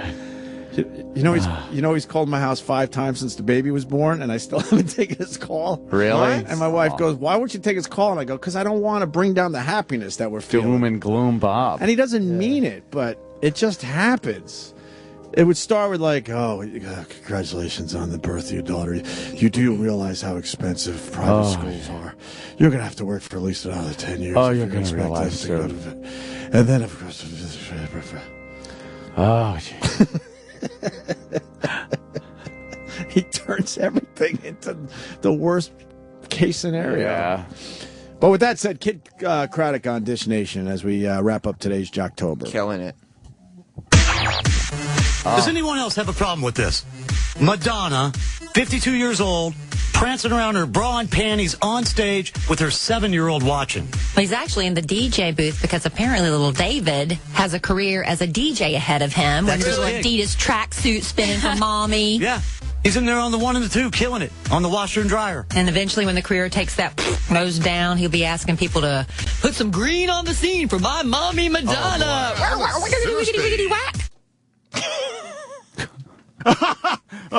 That's funny. I'm funny. How old is Kid Craddock? I mean, he's been around forever. He's got to be in his 50s. I mean, you can't tell from the picture. And he's still Kid Craddock? Yeah, well, I'm still Opie. No, but you don't have a kid. How about Mr. Craddock? Mr. He's just... How about Dema? Sir Craddock. So he has a problem with Madonna, I guess? Oh, God, he looks like... He's just dishing. Oh, boy, he looks like a douchey soap star. Yeah, no, he kind of looks like Rock Hudson. Oh, yeah, he does. Pre-AIDS. Pre-weight loss. Yeah. I have one... Kid Craddock? Option for you guys, and it's totally your choice. Yes. I didn't want to make you guys feel too jealous, so when I gave you Head Cracks rap, I didn't include... It's like 2 minutes long, the full rap. He's just hitting topic after topic. Oh, really? Man, that's great. Jim was asking for video. There's a video of his rap. Oh, really? Now, Can we see that? Okay, you asked for it. All right, let's turn that up. I want to hear this, too. I'm going to throw it in full screen, if that's Full okay. screen, definitely. This Head Crack. Head Cracks rap. And like I said, totally off the top of the dome, as they say. Oh. Freestyling. They throw topic at him, and he's ready. And he's doing it. Okay. Nice. Okay. Here's Head Crack. All right, y'all, it's time for Head Cracks Rap of the Week. Let's get it. On the 3, on the 2, and on the 1. All right, Head Crack. They say that she might be a mouse, but tell me what's going on with Chris Brown buying Carucci a house. Yeah, he bought her a house. Carucci Tran could have probably been Chris Brown's spouse, but he wanted to be with that chick named Rihanna. He probably could have been with a chick named Ivana. Hump around, cause that's what she do. I heard that she had relations with a whole crew of people in the entertainment business, allegedly. But hey, like the Beatles, kid, let it be. Rock T, what you got for me? Yo, drop the ill topic on the 1, 2, 3. It's a fight between mom and daughter. Lindsay Lohan and Dina with the slaughter. There was a fight that happened after the club. She said her mom was on coke. Come on, where's the love?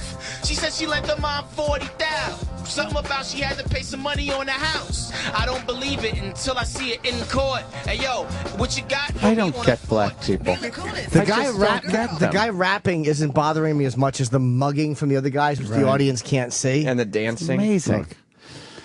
Well, Henry Winkler's here. Yeah, so why don't we take a quick break and get Henry Winkler in studio. That's Jocktober for today.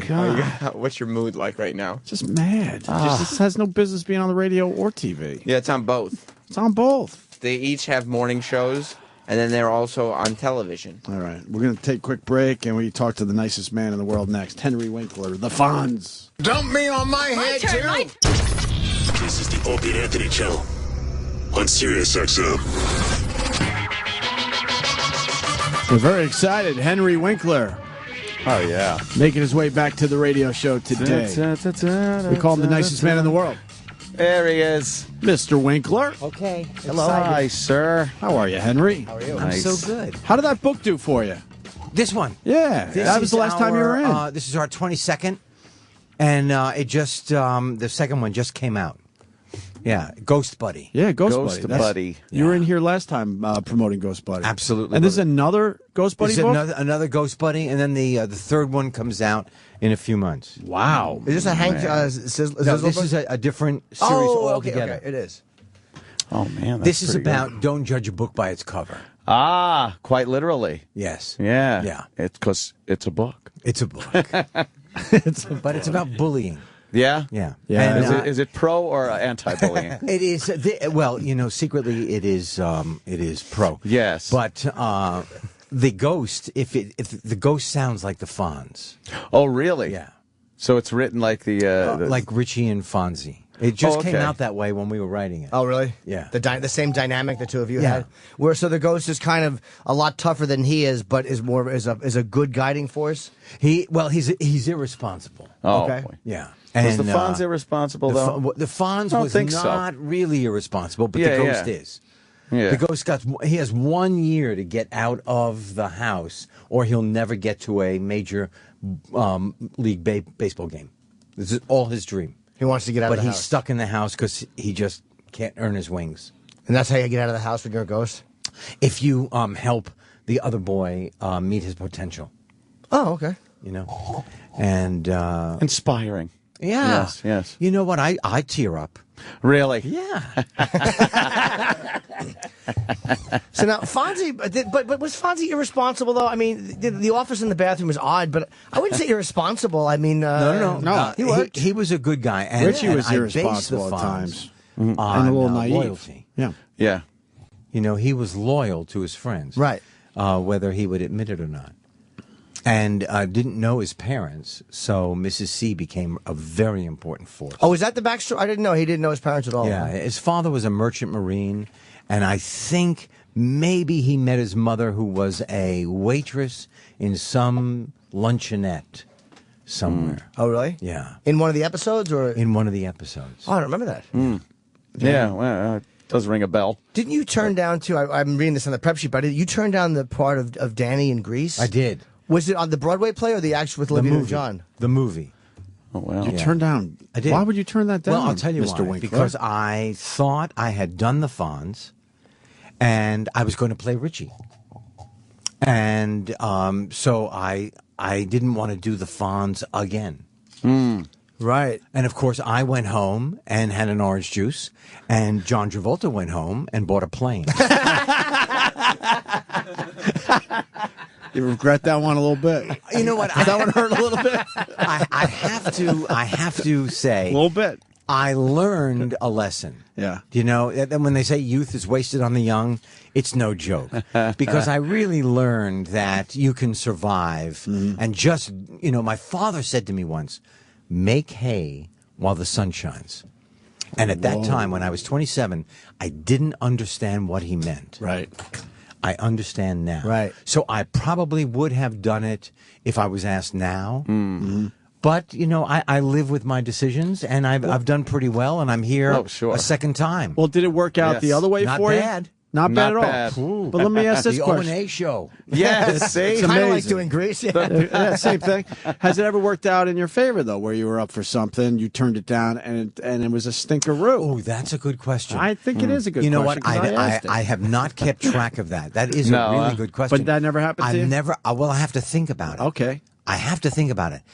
I'm sure there are some things, because I, being dyslexic, I completely work on my instinct. So people ask me, all right, there's a new movie out right now, Here Comes the Boom, Right. with Kevin James. I'm in it. Yes, you are. So I'm at the star ceremony on Hollywood Boulevard for Adam Sandler. I'm asked to speak. Kevin James is asked to speak.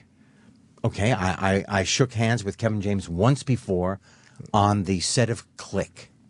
That's it. So I go home. I'm making a sandwich. The phone rings.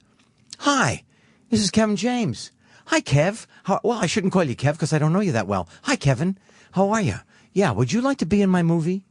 Okay, I'll do that. Didn't read the script. It just felt right. You know, Henry, I've never gotten a call like that. As soon as I plug your number into my cell phone, I'm calling. How difficult is it being dyslexic when you have to learn lines?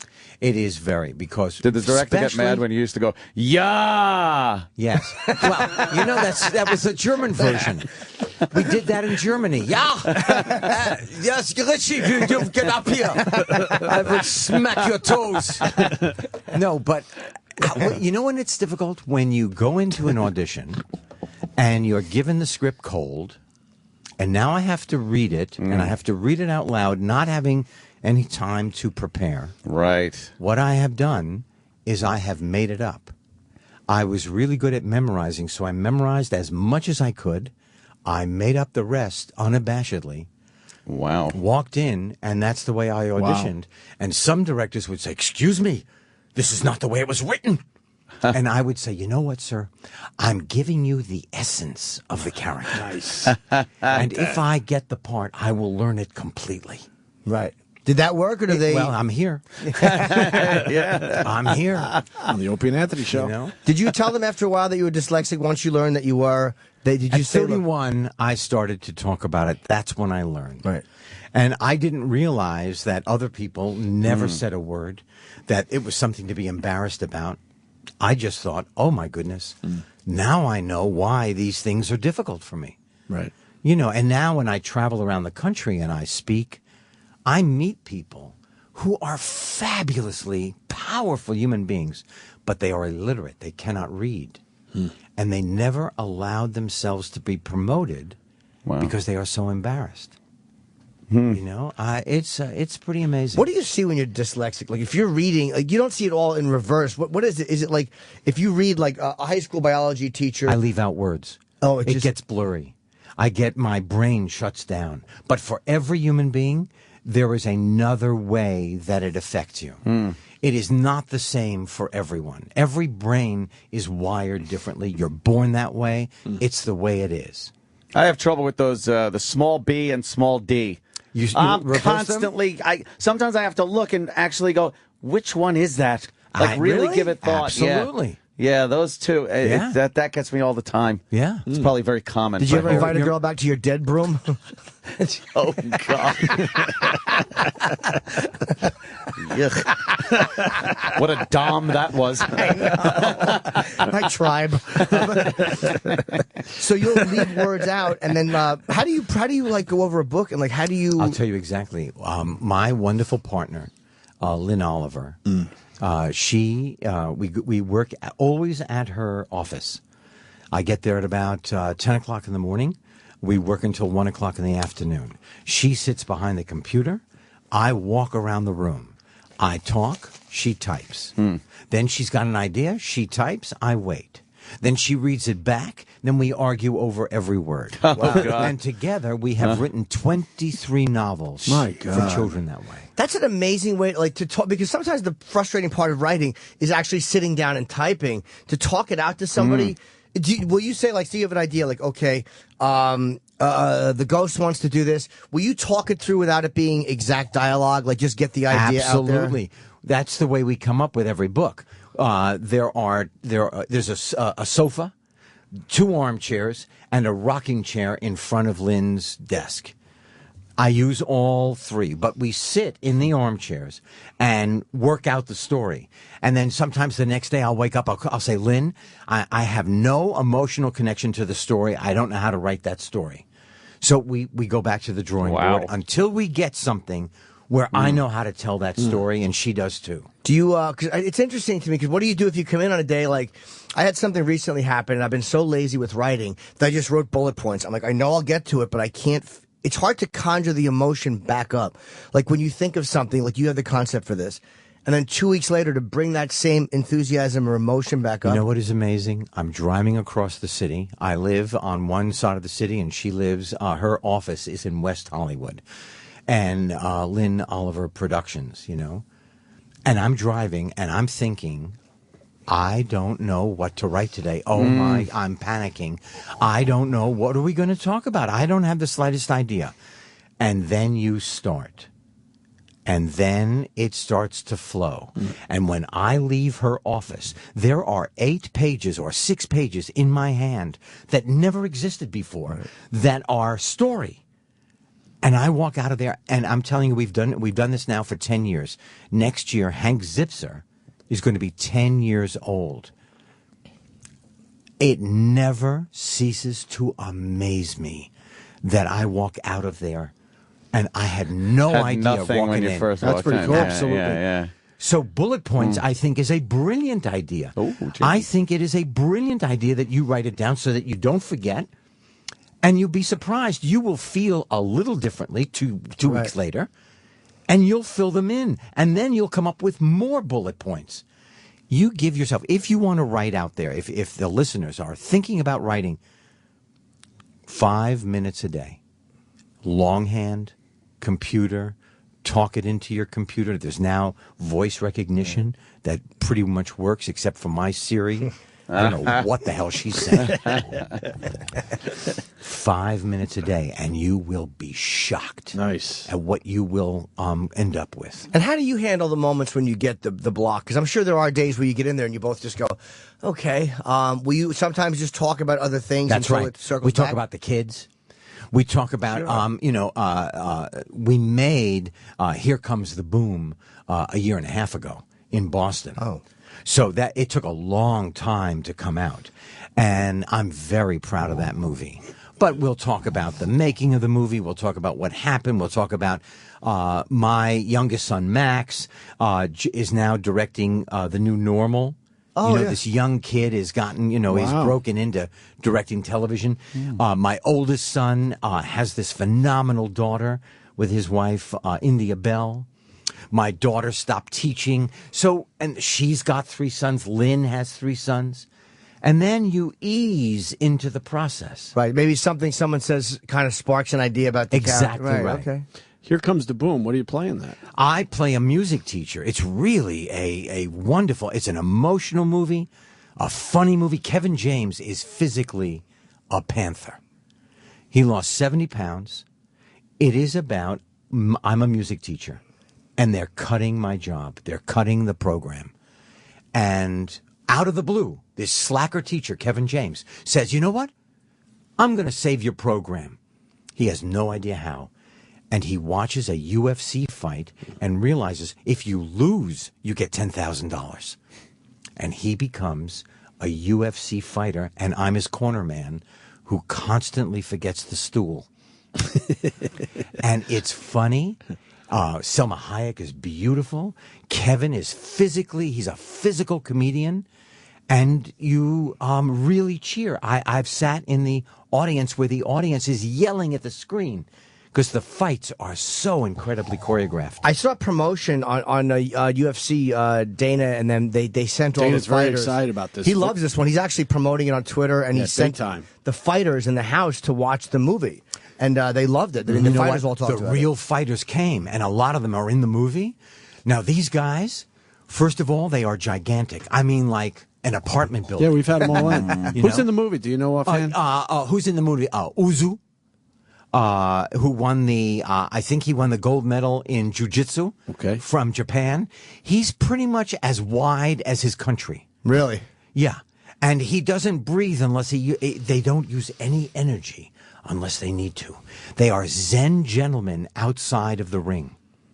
I mean, gentle. The guy, Christoph, the last fighter that Kevin James meets, is this mean mother of a guy in life. So gentle. Most beautiful wife you've ever seen. And he runs around that ring, jumps off the fence, flies through the air, and smacks Kevin James in the mouth. They are Zen gentlemen outside that ring. Are you mean? Huh? Are you mean? You know what? When you're not being you know Zen? what? I'll tell you what What I mean. gets you mean? What gets you mean? Disrespect. Disrespect. Oh, boy. People who are disrespectful. People who dismiss me. Mm-hmm. You know, who Does that think, happen to you, though? Oh, my God. There are some actors I have met who, think that they are better or they want to get you before you. They think you're going to get them. And I'm telling you, I can go from 0 to 1,000. Nice. In 60 seconds. I like Really. that. But who would write? I can't that. picture that happening anytime. Maybe when they didn't know you, but Do you name names or no? No, I don't name names. Fair enough. what No. type of an incident has happened though? Like where you show up on a set and a guy, well, you were on TV. Not Is it- even in a set, in a restaurant. In a restaurant. Completely, the man comes up, his wife comes up, says hello. He walks right by the table, doesn't even give me the time of day. Won't even wave, won't say hello. And it's not like, he's solving world peace. He's going to the door. Right. Makes me crazy. I'm not kidding. I could eat his shoes up. And you knew he was being rude, not respectful by leaving you alone. He was being like, you knew what he was doing. You know. Yeah. You know. You know. Jimmy knows. That makes me crazy because I would never think to do that to another human being. Right. It's just a high. I would never treat someone like that. I don't care who they are or what they do. Right. Wow. What do you find that do movie because certain movie actors get very odd about TV, like they forget that TV is a legitimate medium. Absolutely. Well, the line is less blurred now. It used to be that if you were in the movies, you did not do television. And if you did television, people resented that you went to the movies. Right. And now work is so difficult for everybody. There are so many men my age sitting at home waiting for that phone to ring. And you've got to go out and you've got to mind the system, and work is work, and you do it. I did a show 4 years ago. It was a webisode. It was called Children's Hospital. No one knew. This year, it's on television. It won the Emmy for the best short form comedy on television. How about that? You don't know until you do it. Right. You don't know what's going to turn to gold. You just get out there and you just keep doing it. Right. That's a smart way to look at it, because a lot of guys discount things because they don't think that they're big enough to do. You know what? A lot of people will not audition because they know my work. They've seen my work. If they don't know who I am now, well, just screw them. And I want to tell you something. I would go into a room. I sit in those metal chairs. I wait to meet the producers. And the young actors say, "What are you doing here?" I said, "I'm looking for work. You?" Because that's just the way it is. Wow. Do you know, I went on an audition recently. I had to do a read for a director, and I saw Dominic, I don't know how to say his last name, Chianese, Uncle Junior from The Sopranos. He was on The Good Wife last night, as a matter of fact. He was the judge on The Good Wife. He was auditioning, him and Joe Pantaleone. Yes. They were talking in the room. Joey Pants. Yeah. They both went in and read. I'm like, these guys have to read at this. You bet. You know why? I believe that the people now making the decisions are young. They are very young. And there's nothing wrong with that. They're at the beginning. And so they're scared. And they've got to see in front of their eyes, really, what can you do? Because they don't want to make a decision on their instinct alone, which is the way that I live my entire life. Right. Do you know? And that's what it is. A lot of it comes out of not wanting to put your ass on. Can I say that? Yes. Oh, sure. You can't put your tush more than that. auf dem Tisch. That's Yiddish for putting your tushy on the table. They don't want to risk. Yeah, they don't want to risk getting in trouble. Yes. How do they treat you when you go to these? They have to treat you like royalty, though. Well, you know what? They're very warm. It's really true. I get a cookie. But the fact is, if they don't think I'm right, I take the cookie in a little napkin and go home. I eat it in the car on the way, let me tell you. There's been times when I don't get to finish it in the office, that's for sure. Oh, wow. You to change topics a little bit, do you hang out with the gang from Happy Days still here and there? Yes, I do. I just spoke to Marion. I just spoke to Ron. As a matter of fact, a few days ago. Ron is as nice as you are. Well, I think you're Ron a little is nicer. fantastic. No, Ron's no, nice, though. No. Ron's very nice, but you're the nicest Ron man is great. alive. You know what Ron is? Ron is wise. Ron is 10 years younger than I am. I met him when he was 18. And I think I've told this story before. We're on, like, one of the very first days, we're on the set of Happy Days. And I'm reading the script. I'm from New York. I trained at Yale. I'm a New York actor. And I go, I can't do this joke. And I start hitting the script because I'm really, outraged. Young Ron, 18 years old, comes up, puts his arm around me, walks me to the back of stage 27 at Paramount Lot. He said, the writers are working as hard as they possibly can. Let's not hit the script. And I said, Ron, I will never hit my script again as long as I live. And that was the beginning of our relationship. Wow. And he is like family. But and I'm telling you, he wasn't presumptuous. He wasn't giving me a lesson. his wisdom poured out of him like a river. And I went, yep, makes sense. Never doing it again. And do you get it to, like, you know, we all know that right now Erin Moran is having a hard time. A hard time. And I've only met her once, and she was super sweet and really nice. Oh, she's a dear young lady. And what, like, does anybody from the show in touch with her, or what's happening, or is there a possibility to help her out? It is the common view that Erin, it has to come from within her own power. Right. That you cannot take care of someone unless they are willing to meet you, and maybe she's not ready yet. I'm telling you, her core, her center, who she is as a person is so alive, and it's so sad. I don't know what to do. It's hard to watch, right? Somebody that you worked with. It's hard to watch. It's hard to watch. Yes. And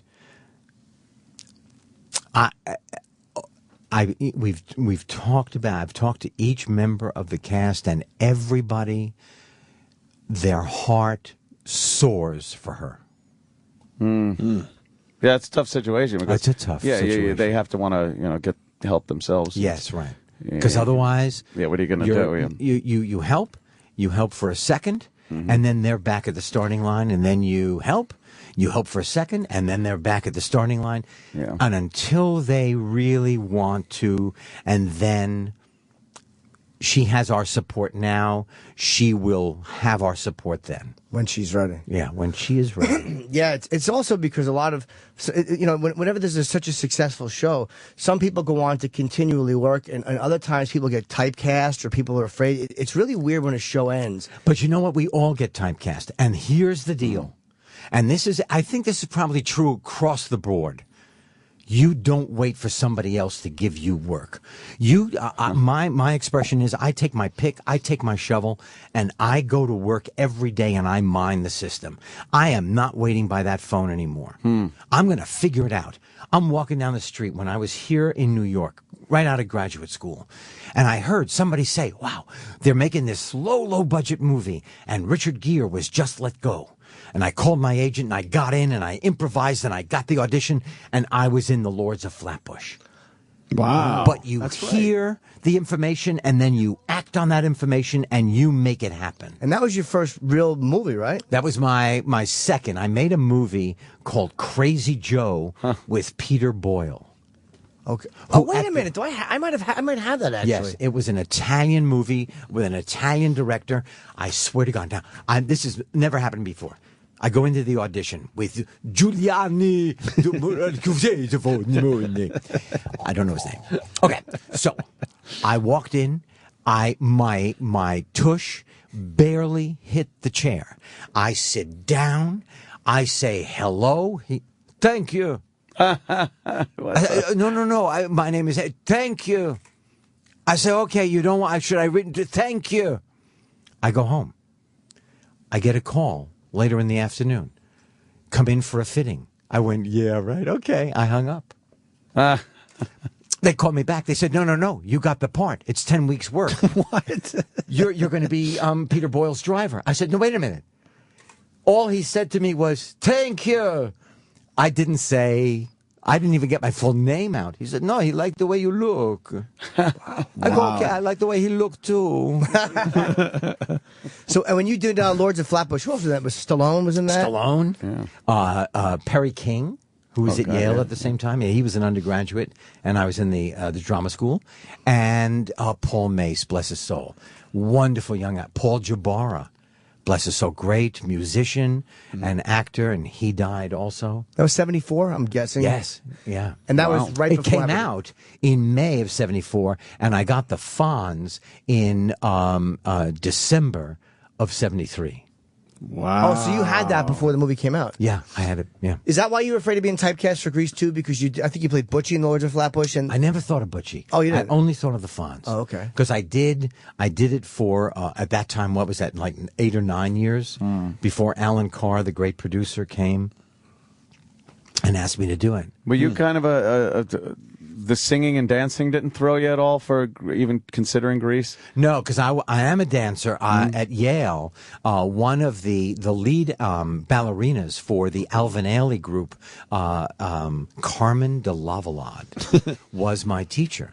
This woman was fell out of the heaven, and she was my teacher. And so I could dance. We saw you do the dance on Happy Days, Yes. and then in the Weezer video. All right, now where they the used dance, the dance in on Happy Days, the Kazatsky, the Yeah. Russian Kazatsky. In the 6th grade, my parents took me to Madison Square Garden, and I saw the Moussaiev folk ballet, and I was out of my mind. These men jumping all over. I mean, it was incredible. Then I took Ron Howard to Las Vegas, of all places, to see the Moussaiev. They were appearing, I think, at Caesar's Palace. And I took Ron Howard. I said, Ron, trust me, come with me. This is the greatest thing you'll ever see. And then we put it into the show. No kidding. Is that how it Because I ended up? taught myself to dance like that, or a bastardized version of the Moussaiev. You know how to do ballet? I know how to do modern, close to it approximation. I just can't sing.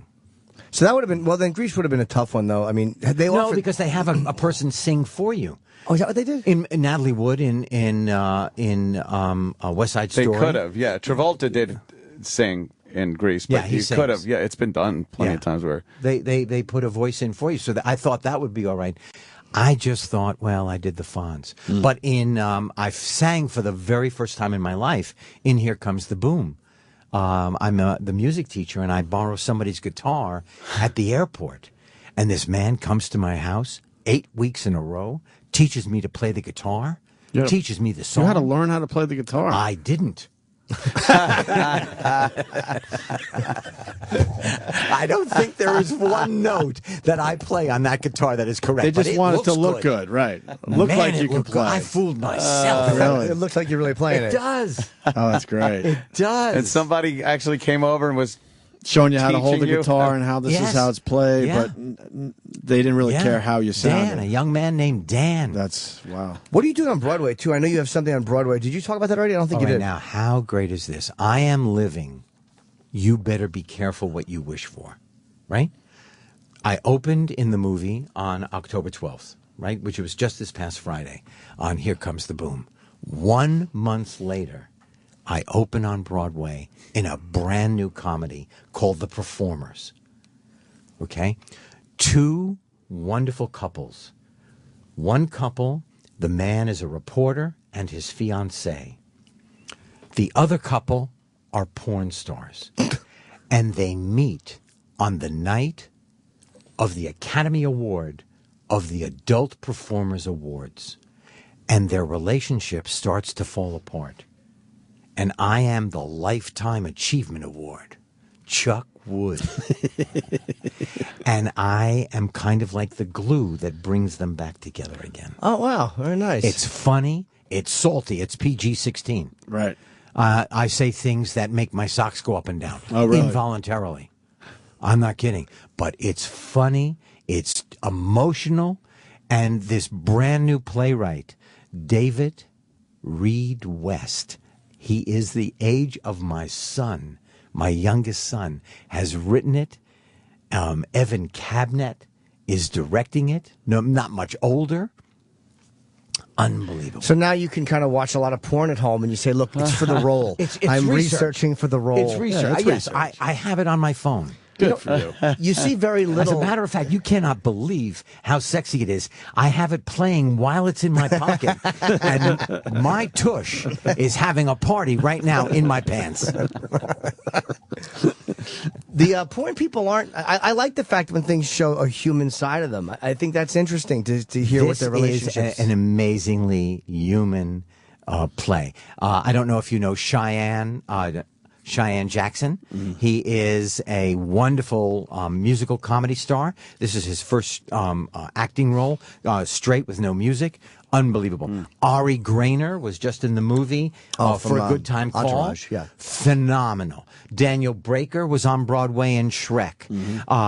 Jenny, who plays this little porn star, Oh my God, I'm telling you. And then Alicia Silverstone, who has been on Broadway many times and started her career in Clueless. Oh, I know she was in that. Okay. Yeah, yeah. It's a very powerful little cast. You're a busy guy. You are busy. Yeah, I'm knocking on wood because I've heard. Well, you are Chuck Broadway. Wood. Chuck Wood. I've heard Chuck Broadway. Wood. Broadway is Knocking on really a wood. grind. It's like it's a lot of work. Yes. Yeah. Well, you know what though? If you love the play and you love the people that you're with, then it is not work at all. And this one is there's no intermission. It's 90 minutes.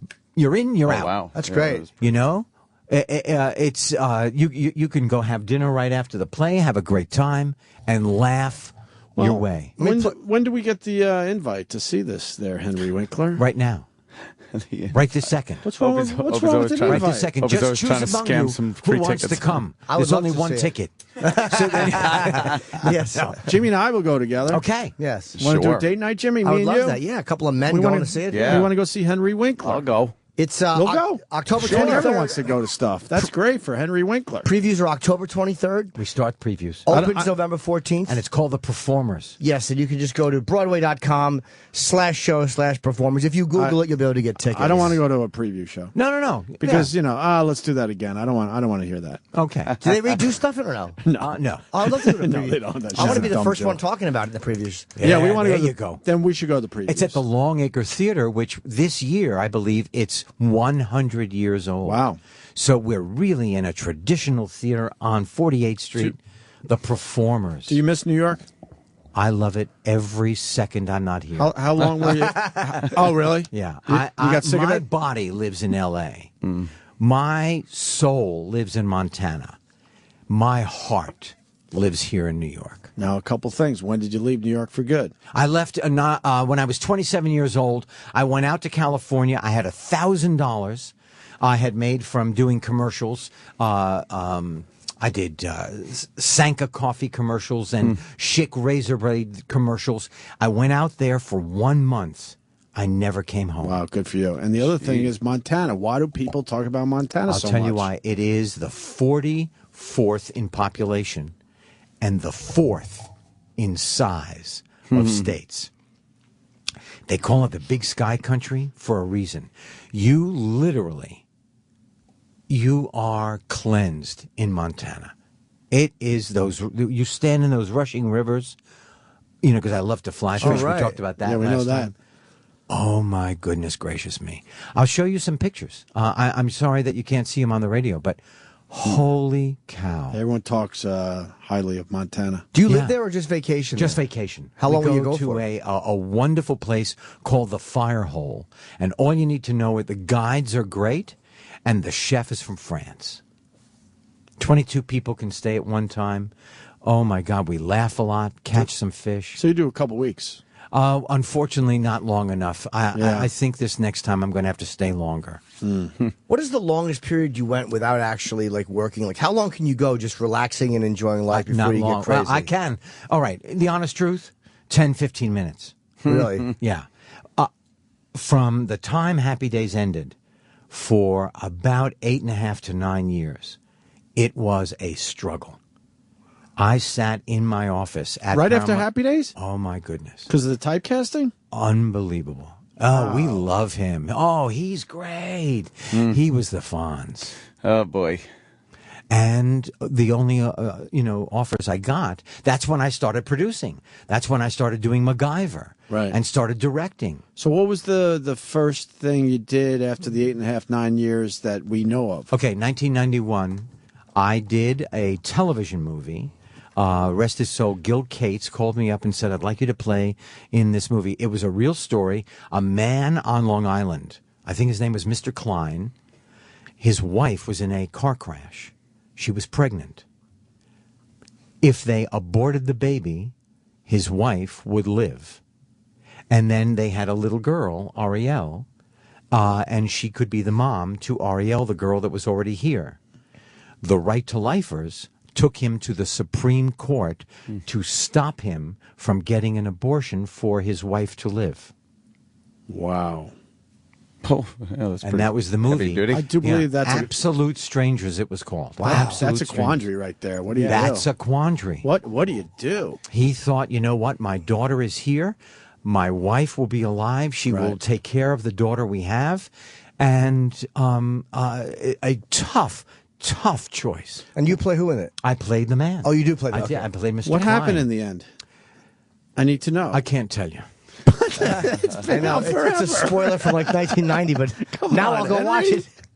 That's not fair. I think he wins. Okay. Was it based on a true story? Yes, or it was. Oh, it was. Yeah, Yes, he it's said a that real at a story. Long Island. We're real being story. We're being told you have to go. We want to make sure we promote Oh, the we do. book. Okay.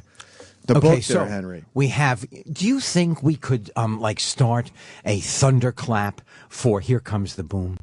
I don't know how that works, but if you want to do it, we'll do it. Well, I don't know either, but I just if everybody emails everybody that they know, and this next weekend they go, even if you don't go, just buy a ticket, Right.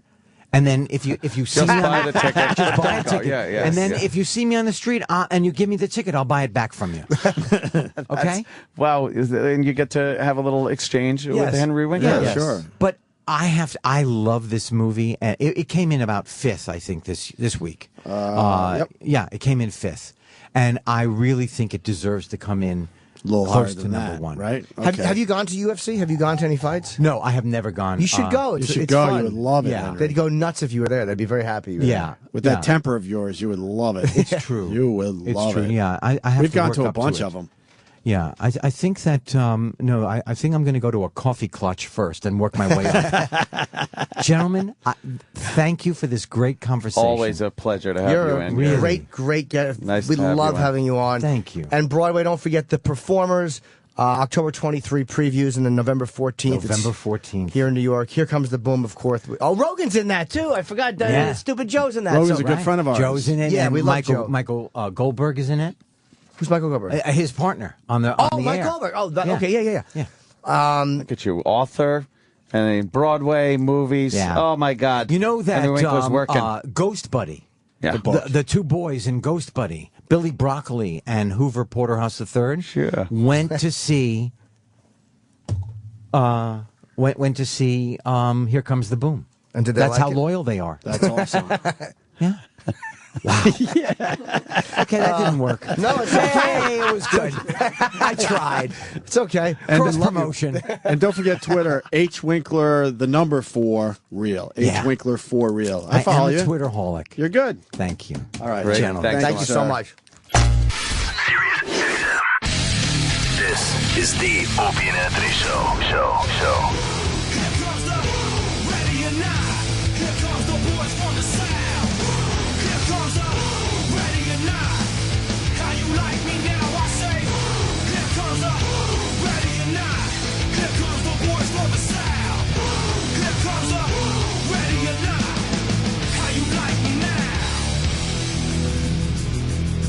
Good tie-in, E-Rock. 15 minutes later. Oh, Jesus. Here comes the boom, right, for Henry Winkler? Yeah, and if I played it when he came in, you went, ugh, what is this shit? This is so hack. So you do it now and it's not hack? Whoa, you mad, bro? Mad, bro? Mad, bruh. Yo, you mad, bro? Mad, bruh. I'm telling Anthony, it takes one to know one. Henry Winkler is a psychopath. It has to be said. You think he's crazy? He's not. Yeah, I love him. I love Henry Winkler, but very nice man. I want to see him He's get not upset. very nice man all the time. Like he said, he gets upset. Yeah, I want to see him. Get upset. and then when he does, forget it. He like punches something and it starts working. Just gets mad like the jukebox. That's why it's counterproductive because he punches people and they just behave better. Yes. He helps. He's actually helpful punches.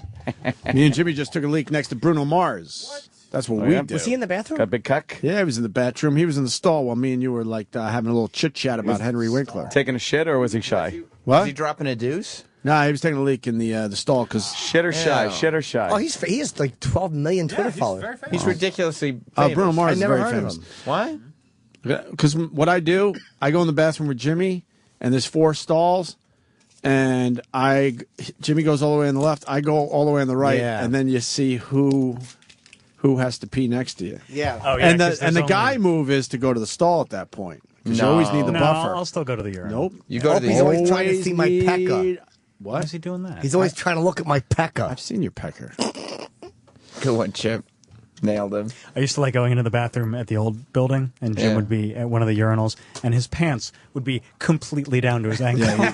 Oh, right. Yeah, he's not allowed to do that around here. I forgot about that. This is really like a public bathroom around here. I forgot about that because it was kind of a private bathroom for just us. It was so basically Jimmy would fucking pull his pants down to his ankles.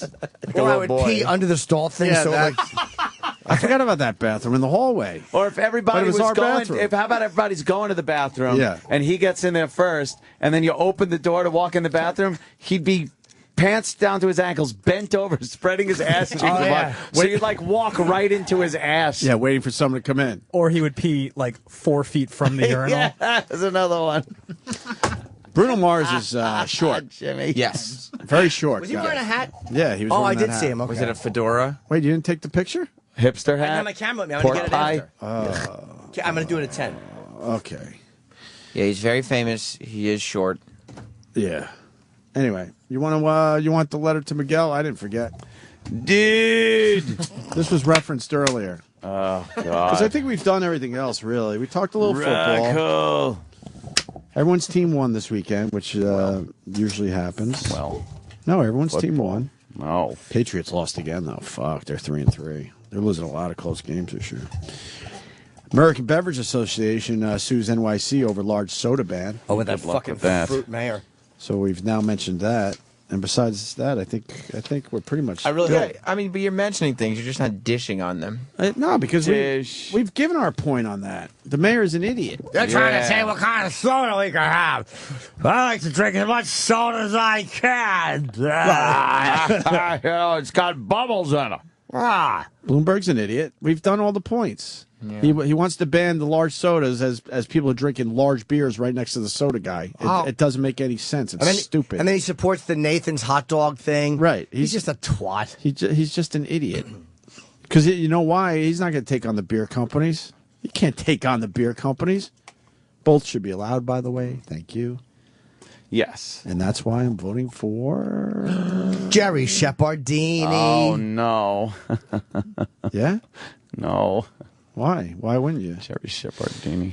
So Rocco, who's now dead, unfortunately.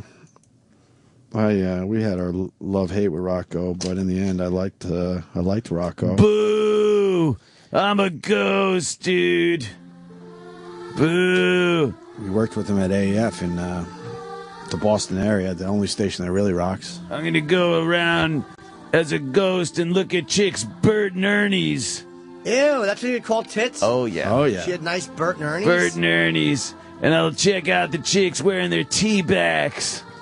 And he jumped on one of our big bits when we did the $100,000. Of course, the way to do it is you never mention money and you give away the $100,000 a candy bar. Yeah, it's pretty successful for us back in the day.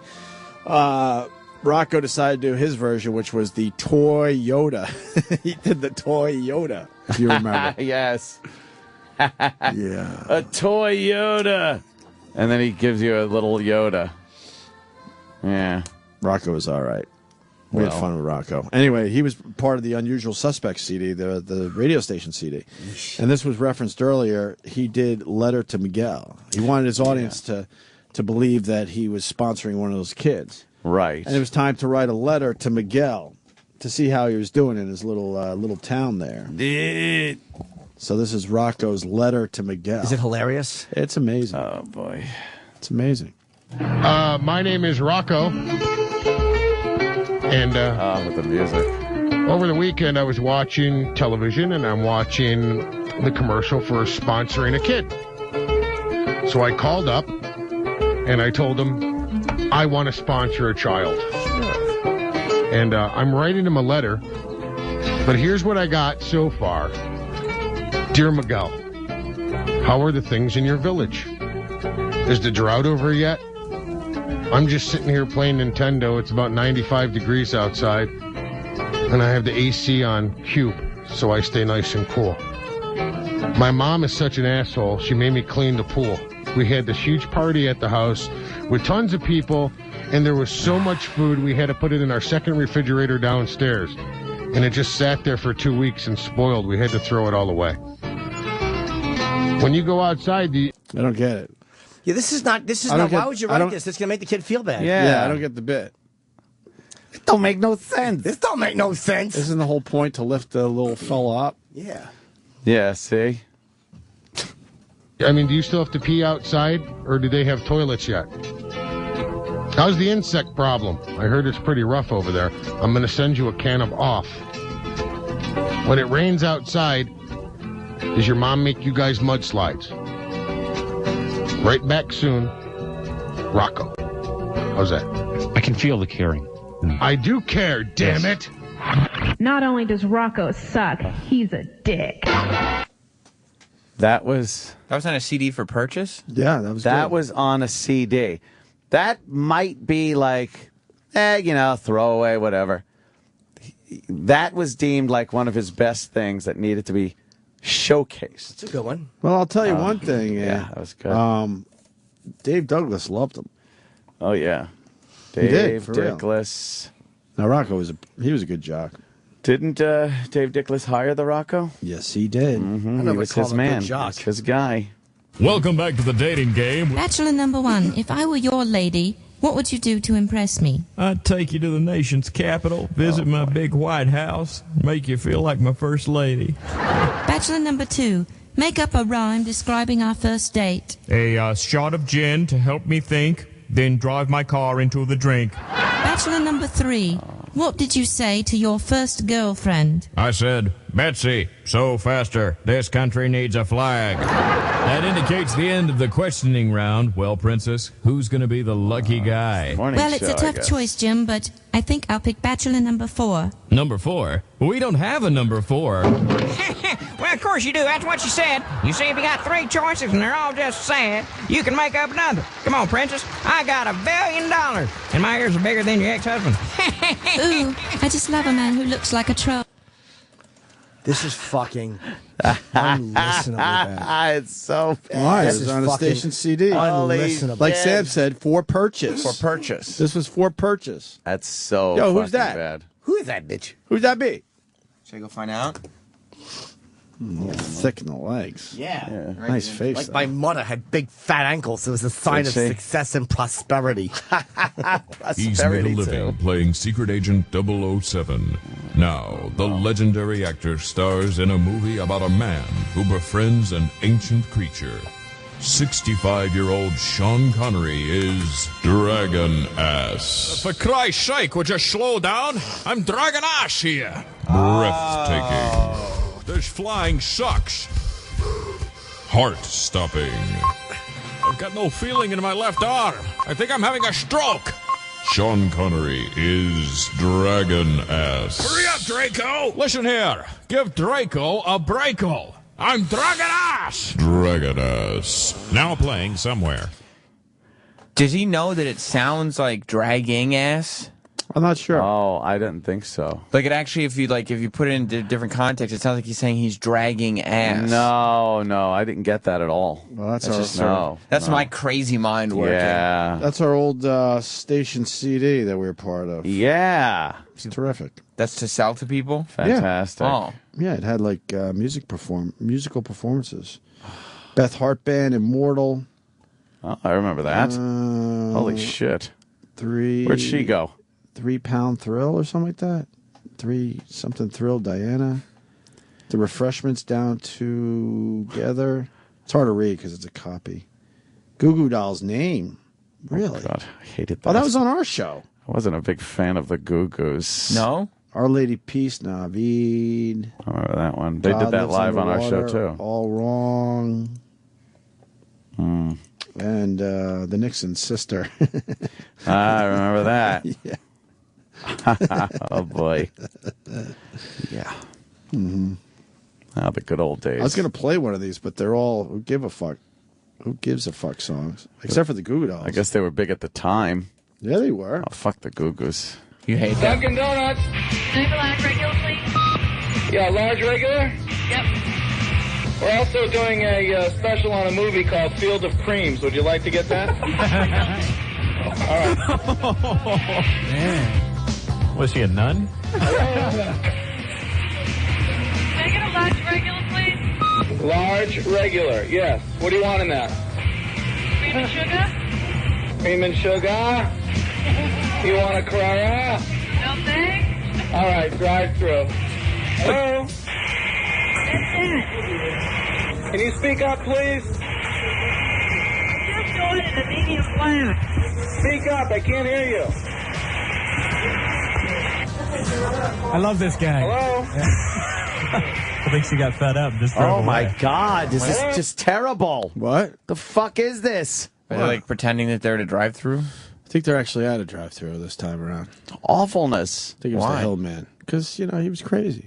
Did some edgy shit. No, I get it. Medium regular and medium black. Hi, this is Dunkin' Donuts. No one's here to take your call right now, but if you could leave your order at the beep, we'll get back to you. Hello? They're not buying it. The guy didn't even say please. No, medium. What would you like? Medium regular, medium black. All right, listen, we're out of milk. You mind running over the Big D for a couple minutes for me? This is no Stone Cold E.T. I'll tell you that much. He'd be going to get it for us. Oh! Easy, big fella. Well, he gets that senior citizen discount at the store, though. That was for purchase, Sam Roberts. Yeah. That one was a turkey. That was good, That right? was for purchase. No, that last one was very, very bad. I remember the money that came rolling in. Oh, that's right. We did it for the love. Yeah, that was it. We did it for the love. All for the love. Jim went to go get his photo with Bruno Mars, even though he doesn't know any of his songs. Or He didn't even know who he he didn't was. know I who had he to was. tell him. He's probably still pissed off about not getting a photo with Brandy. Even He though didn't get a Moesha? No, but he didn't know who she was either. He just loves famous people. He loves them so He much. loves famous people. Loves it. Like, even if he doesn't know who they are, as long as other people know who they are. Like, did you see he was all excited when he found out he had 12 million followers, Bruno Mars? Right. He's like, I don't know. And then he goes, oh, he's got 12 million Twitter followers. And his eyes lit up. Right. You'd think after getting Ali, he'd be like, I'm done with this. Right. How do we who cares about Moesha at that point? I've or reached Bruno the pinnacle. Mars? Yeah. Like, is he gonna, like, in 10 years, gonna be like, remember Bruno Mars? And they'll be like, nope. Nope. Don't remember him. Don't recall. Romney said he enjoyed himself at the last debate. Oh. Bet he did. I don't want my president enjoying anything. He was At all? winning. No, man, I want them just fucking working for me the whole fucking time. What does that mean? He's actually enjoying himself. I don't think he's taking it too seriously. Oh. Gonna have to reconsider my vote, I'm thinking. I love how Obama's like running on his record, and his foreign policy consists of one thing, which is, you know, the Osama bin Laden, which you could say is a big deal, but it wasn't him single-handedly doing anything. But again, regardless, like, there's a bunch of problems in the Middle East, problems with Iran and Israel, but his foreign policy is just that thing. Mm-hmm. His record on employment is the October numbers seem to have gone up. That's his entire record on employment and getting jobs. It's just he's picking and choosing this one thing at a time and throwing it out there like, hey, give me another 4 years. I think not. I think he's ready. I think not. He's had 4 years of practice, and now it's time. He had his warm-up. Yeah. And now he's Get ready to him play out. the game. Oh, yeah, he's ready. Tired of him. Give him the rock. Can we go home? That Yeah, I stupid guess we station could. CD from the old days fucked us up. I'm sorry. Really fucked up the energy. That was like a weird Jocktober from the past. Yeah. Oh, by the way, the Opster's latest attempt at a viral video is up. Who's he? The Opster? Oh, I saw that. That's funny, man. He's a little- That guy's fucking...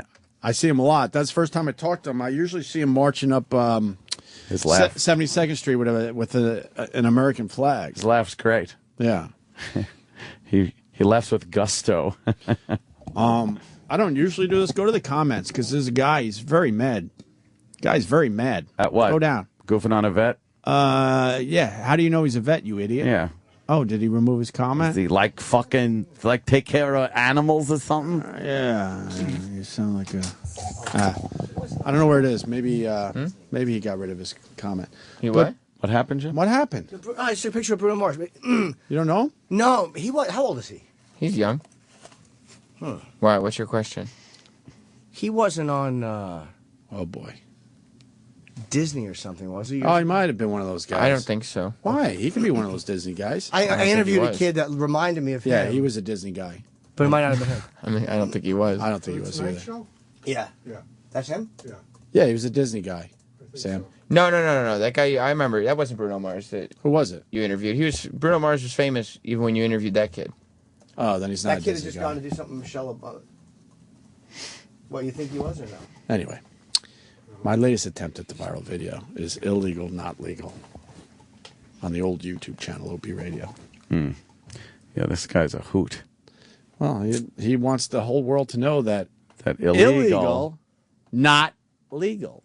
He had a sign made. Illegal means not legal. And then he gives examples of touching kids. And kid touching. His example was great. Buying. And being just a dopey kid outside a fucking 7-Eleven and trying to get an old guy. Trying to get somebody to beer. buy you beer and stuff. That's not good. And if you buy the beer and stuff, it's illegal. Illegal. And illegal means not legal. Not legal. Some people don't seem to get that. Right. So I thought it was a lot deeper than that, but it isn't. No, it's pretty much what it is. Yeah, I thought his illegal is not legal, even though was something else, like maybe a law that was passed that wasn't. No, he's just saying, if you do things that are illegal, that's not legal. Yeah, the sign says it all. Illegal is not legal. Yeah. You know the rest of the story. Yeah, see? He's right, though. Can you play a little? He is right. Now we got to play the examples. It does work for the radio. His examples are great. Illegal What's illegal? against the law Against the law is not legal. is not legal. I give you an example. Okay? Kid comes up, Mister, buy me 6 packs of cigarettes. Right? Here's $50. Buy me a bottle of rum and a pint of scotch and keep the change. Right? That's illegal. Why is that illegal? Because I'm I throw contributing to illegal activity to minors that shouldn't be smoking and shouldn't be drinking alcohol. Very simple. Illegal is not legal. Well, that's deep. The little girl or the little guy is over there, and this old man goes up and starts feeling them up. That's illegal. Yeah, that's disgusting. Yeah, well, it's illegal. Of course. I think we all know that, though. But we don't abide by that. True. That's what we have to get back into, just basic common sense. Stay within the guidelines. And that's why we got to vote for Obama. Well, my theory is it don't matter who I vote for. They're going to give me who they want to give me. Let me get the sign again. Legal or illegal is not legal. Hey. Rude. See what I mean?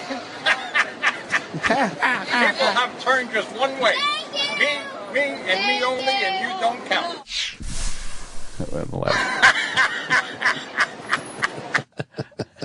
He makes a good point, though. He does, because illegal is not legal. Illegal is not legal. You got to legal. pause, though. Illegal, not legal. Right. I thought his whole take was going to be like laws aren't good, like laws should be illegal. No, like the act of making something illegal isn't legal. But no, he's just saying when you commit crimes, that's illegal. He's right, and it's not legal, which is the same thing. Right. Yeah. Yeah. Except most people are like, well, this is illegal, but it's not against the law, and he's there to be like incorrect. Yeah. Mm-hmm. That is an incorrect assumption. Right. Illegal. Incorrect. Not legal. Who was Not right, me or legal. Kenny, about Bruno Mars? Oh. You were, of course. Yes. By the way, the fucking Taliban Yeah. may have finally fucking pushed people over the edge by shooting this 14-year-old girl in the head. These fucking piece of What did she shit do? radicals. She was an outspoken critic, and she had blogged It's an about amazing it story. or And I written think Jimmy's something. right. They don't give They- a shit. But they put her. There was man. death threats against her. 14 years old. So her parents were sending her to school without a uniform, like anything to not make her recognizable. They pulled over the school bus. They pulled her out of the bus and shot her in the head. Holy fuck. And she's alive, I think. Yeah, she is alive. But there's thousands of people rallying in fucking Karachi, Pakistan, in Afghanistan. This may be the final. Sometimes you do one thing and people are just like, enough. That's it. Yeah, this It's is a bit fucking shitty. It's a huge story. And by the way, the fucking people in the subway defending Islam. There's a great ad which says if you have to fight civilized man or savages, just stick with civilized. Right. Fight jihad.